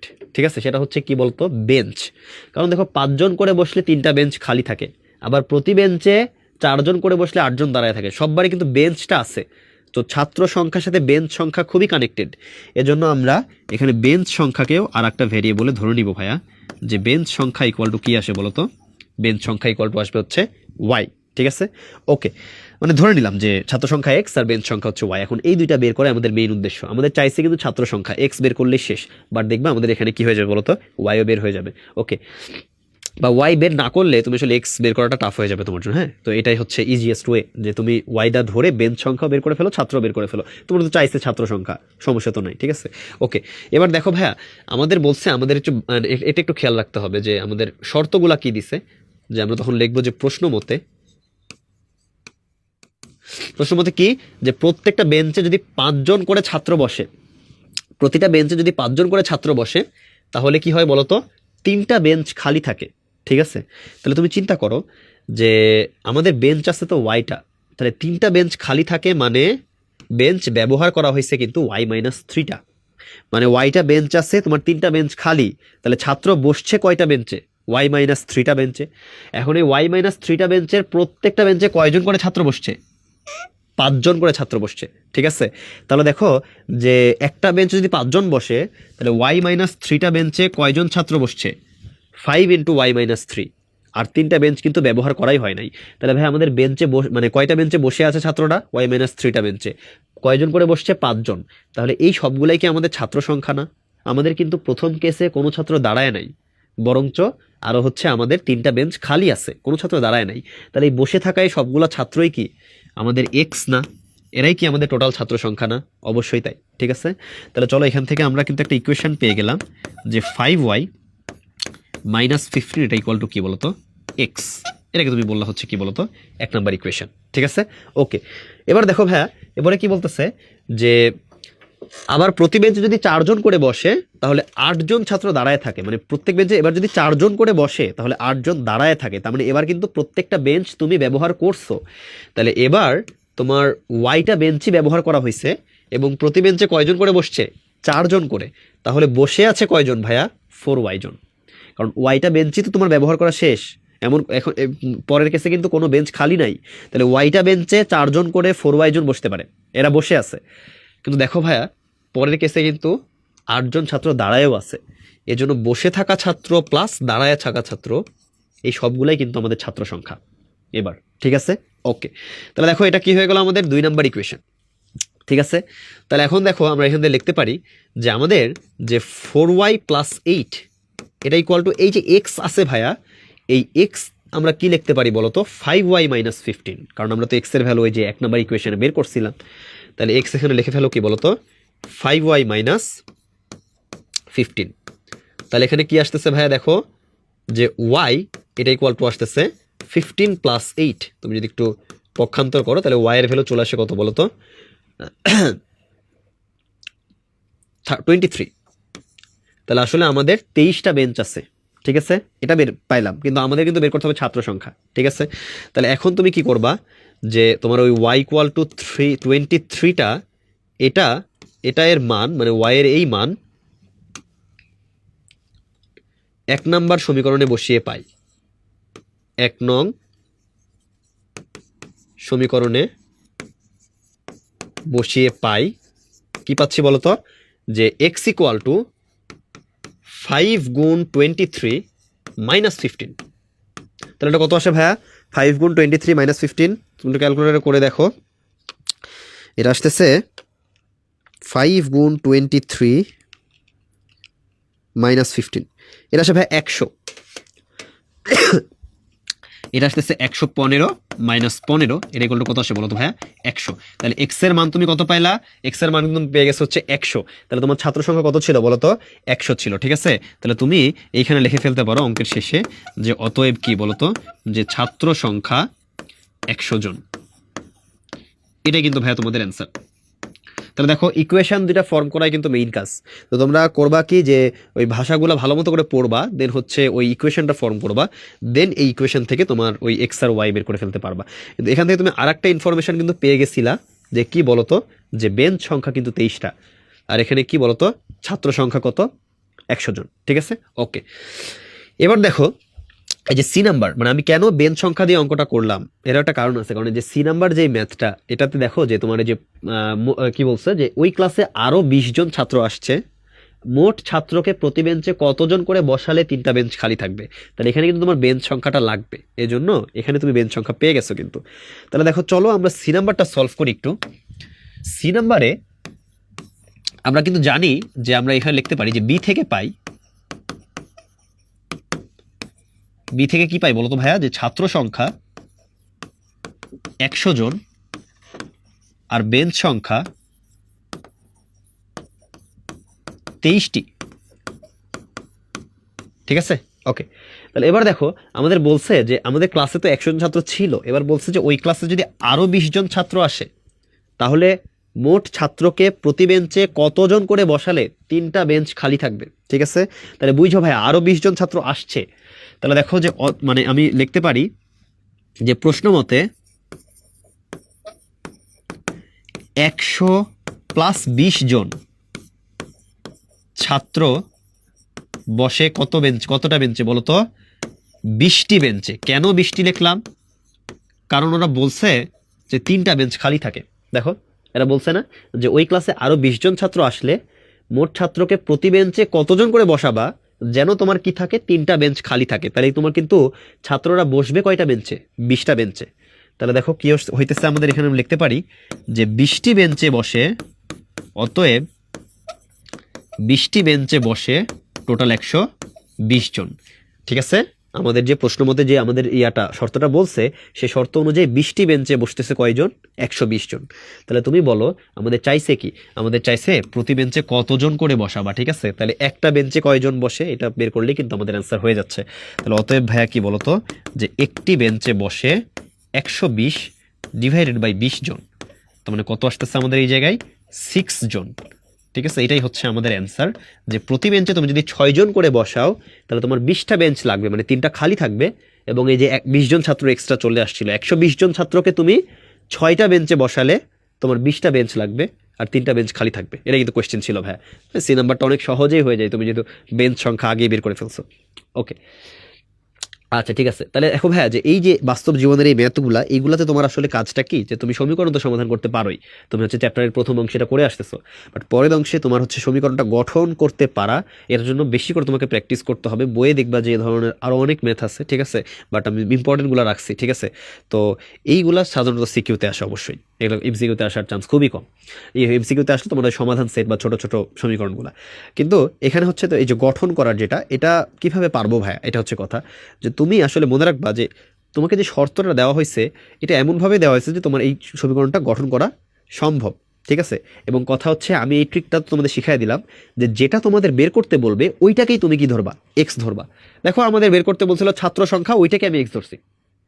এর আগের বার বের করতে বলছিল হচ্ছে ভগ্নাংশ, আমি ভগ্নাংশের লবকে এক্স ধরছি, হরকে প্রকাশ করছি এক্স এর সাপেক্ষে, ঠিক আছে। তো এইভাবে হচ্ছে তোমরা হচ্ছে এক্স ধরবা যে সেটাকে যেটা আসলে বের করতে বলছে, তারপরে ওই অনুযায়ী সমীকরণ গঠন করবা, এক্স এর মান বের হয়ে গেলে তোমার অ্যান্সার, ঠিক আছে।